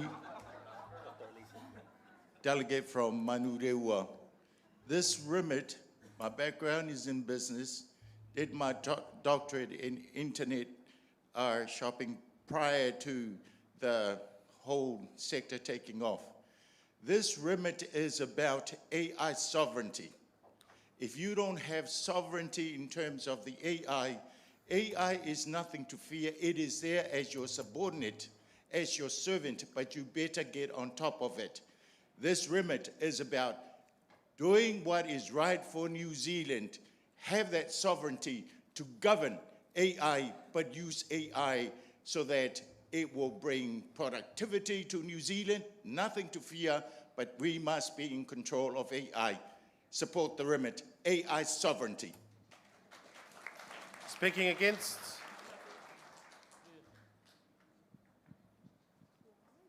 My name's Clyde from Upper Harbour.